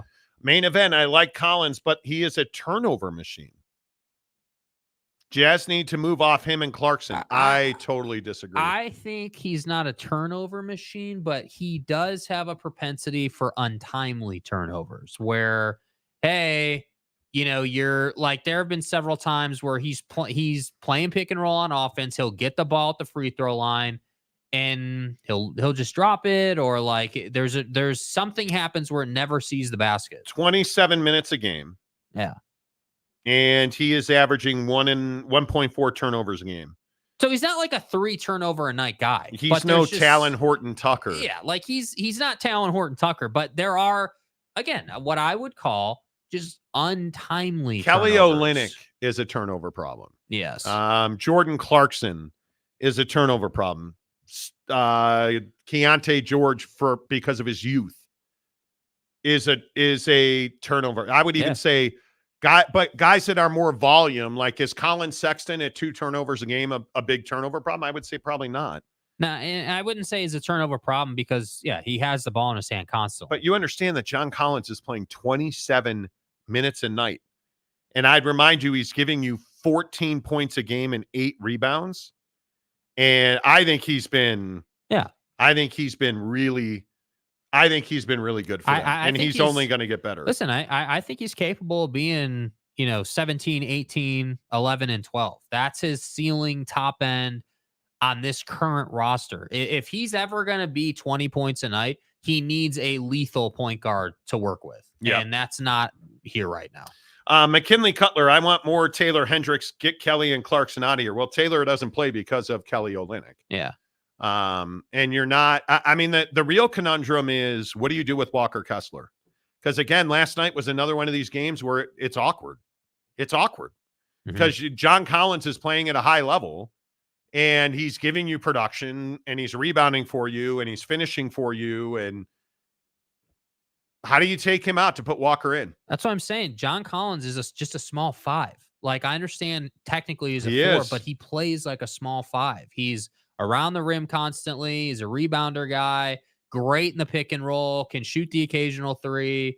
Like, he's got a skill set, but he's got a skill set that's valuable. Like, he would be valuable on a Mike D'Antoni style team where you're running up and down constantly. You know, you need a guy that can move. You need the guy that can shoot the panic 3 out of the corner with 2 seconds on the shot clock. That's not Walker Kessler. No. And the problem is that this roster is not Mike D'Antoni's offense. But I also say this team doesn't have an identity. Yeah. And I know that everybody says, you know, oh my God, it's a sacrilege to talk about trading Laurie.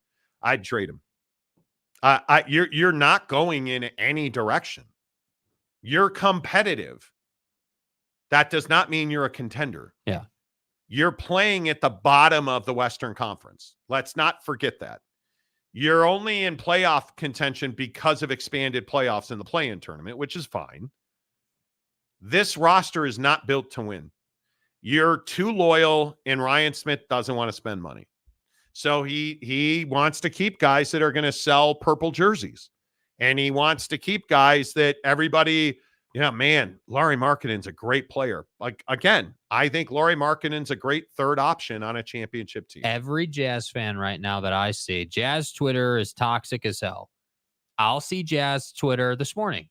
Oh my God, Lauri Markkanen's 26. He's just now entering his prime. Let's build the team around him. Lauri Markkanen is a good player. Hit a dagger 3 last night on a step back with like 3 seconds left on the shot clock in a broken offensive possession. He can do that. He's a good player. We're not saying Lauri sucks, but what we are saying is that Lauri Markkanen's not a number 1. And if he is was a number 1, he'd still be in Chicago. He'd still be on his prior opportunities, but he's not. He's doing what he's doing here because he's the one guy who can go and get his own bucket every single time. And it's a high percentage look. That's why he's putting up more numbers. So Jazz fan, don't be loyal to Lauri. Enjoy him. He's a good player for you, but you're not building a championship roster around this guy. He is a really good third option. He's the guy you bring in when you've already got dude 1 and dude 2, and you otherwise need that third known option. As the Los Angeles Lakers. Yes. What are they if it's Lauri Markkanen instead of Rui Hachimura? What are they if it's Lauri Markkanen instead of Vando? Or any of these other. Imagine if you can tolerate D'Angelo Russell, Austin Reeves, Lauri Markkanen, LeBron James, and Anthony Davis. Yeah, that's a championship caliber roster. Yes. Is he better than LeBron or Anthony Davis? No, he's not. And that just is what it is. Do you see how on that setup everyone's got a role? LeBron's the number 1, AD's the 1A. Lauri's the 3. Like, hey, we've got roles on this team. Lauri, you don't need to put up 20 a night. What I do need, though, is 15 a night and 10 boards and a couple of assists in certain situations. That's what you need on that team. Yep. Paulo, rip to Toby Keith. Thanks for bringing us Taylor Swift. Indeed. Yeah, dude. Yeah. At some point, we have got to stomach cancer killed Toby Keith. And cancer is such an industry in this country. Christopher Leal, I still don't understand why Gobert still complains about not being in the All-Star game. How about putting that energy towards winning a championship? Or, I don't know, improving, growing your game? Like, he got dunked on multiple times last night by Andre Drummond. Don't get me started. Learn how to dribble a basketball. Jazz are not trading for LeBron. We're getting him in free agency when we draft Bronny. That's the script the Jazz wrote. Okay, Bronny's not going to be drafted. LeBron James Jr. will be an undrafted free agent unless somebody. You don't think someone's going to draft him? I think the only reason you draft him is to make a play for LeBron. That's it. Because there's no reason to spend a draft pick on him. If he was just, Kevin Jones Jr., if he was just an FNG, yeah, you're not drafting him. He's had a heart trouble. His stats are not spectacular. You're not drafting that guy. Oh, but he's LeBron who wants to play with his son. Okay, yeah, let's take a flyer on him. Yeah. That's why you would draft him. Yeah, it is. In my opinion. And I think his game, he hasn't quite figured out how to dominate the college level, but I do think he could be a solid NBA guy. I'm not saying he'd be a superstar, but. Yep. What's up, Lee Jensen? Good to see you. Juicy. Robert Fowler. Hey, Monty, I agree with you. I would love to have Olynyk on the Celtics, but I think he would cost too much. C's are strapped. Go Iowa. You never know. Juicy. You never know. Are the Brooklyn Nets going to trade Mikal Bridges? I don't think so, bro. I don't think so either, but they're going to make moves. They're going to do something. But if Kelly Olynyk's a great third team piece. Yeah. That's who the Jazz are going to be. Main event said Sexton is who I meant. You got to trade. I think Sexton's not your biggest problem. Jordan Clarkson is still a problem for this team. But isn't Sexton the same thing as Jordan Clarkson was 2 seasons ago? Hey, a lot of value in this guy. We can move him. We can get assets back, and that would further our build. We may take a step back in wins, but that would set us on the right heading in our rebuild. Okay, Mike Smith has chosen violence. I miss James' offbeat posts that trigger Monty. Hey, Monty. Hey, it's funny you talk. It's funny you talk about Las Vegas. Hi, this is James. Welcome back. Did you know that UNLV rebuilt their stadium, and I took a stadium tour with my video camcorder here at Betamax. Good. Yeah, my Betamax, and had a hot dog from the concession stand, even though it was closed, and I ate it raw. Yeah, that's a good hot dog, Monty. I ate it raw. Come on, Monty, eat it raw. You know you like them raw. Yeah, that's what raw dog means, right? Yeah, glizzy. Mr. Downtown. I'm sorry. Mr. Downtown, do you see Jordan Clarkson on the Jazz after the trade deadline? I heard the Knicks were looking at him. I do not see him on the Jazz after the deadline. I think Cleveland, I think New York, I think Philly, I think Boston.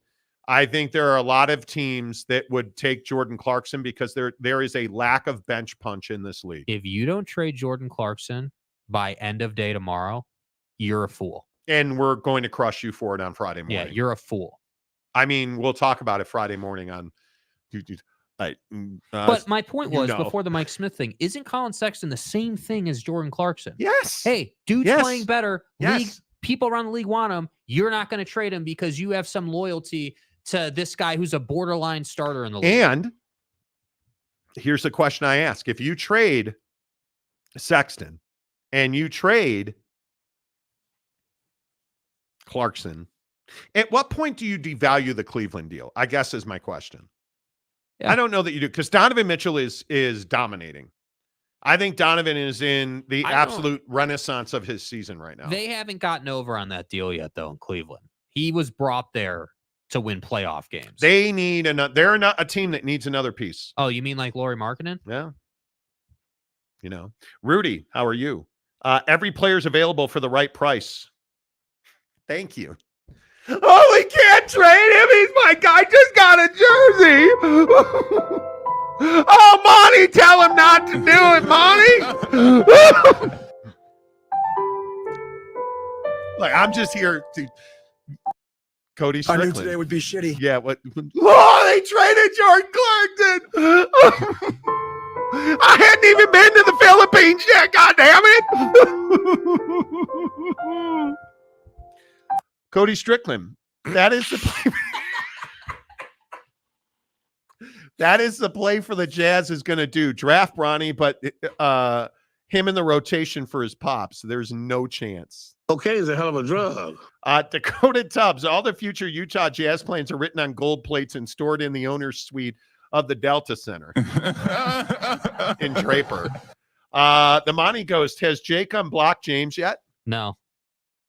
I can't believe you blocked him. No. You told him you loved him. And hey, look at me. Sergeant Green, Cavs are on a rampage right now, dude. And Donnie, But again, if you're the Cavs, see, and I don't know, maybe we're just dumb and don't know how to do trades and stuff.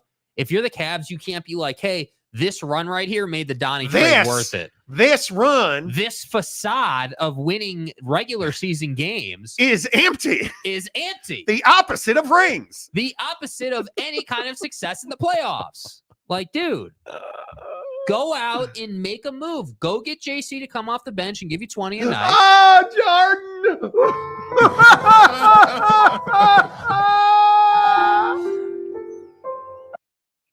Wow, bro. The apologize to them. The amount of triggeredness in Jazz Nation right now. We're trading Jordan Clarkson and the Salamander, you sons of bitches! Danny and Kelly had a hand signal that meant the Salamander.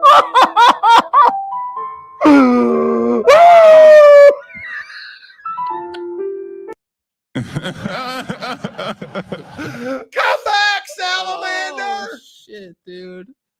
Of JC, all of, please help us. Of all of the stupid reporting that Holly Rowe has done, they had a hand signal. The white salamander. And they used to call him the white salamander. Bro. What? That's bullshit. What? Okay. Man. The Monty Show, dude, is presented by the Advocates at theadvocates.com. Bro.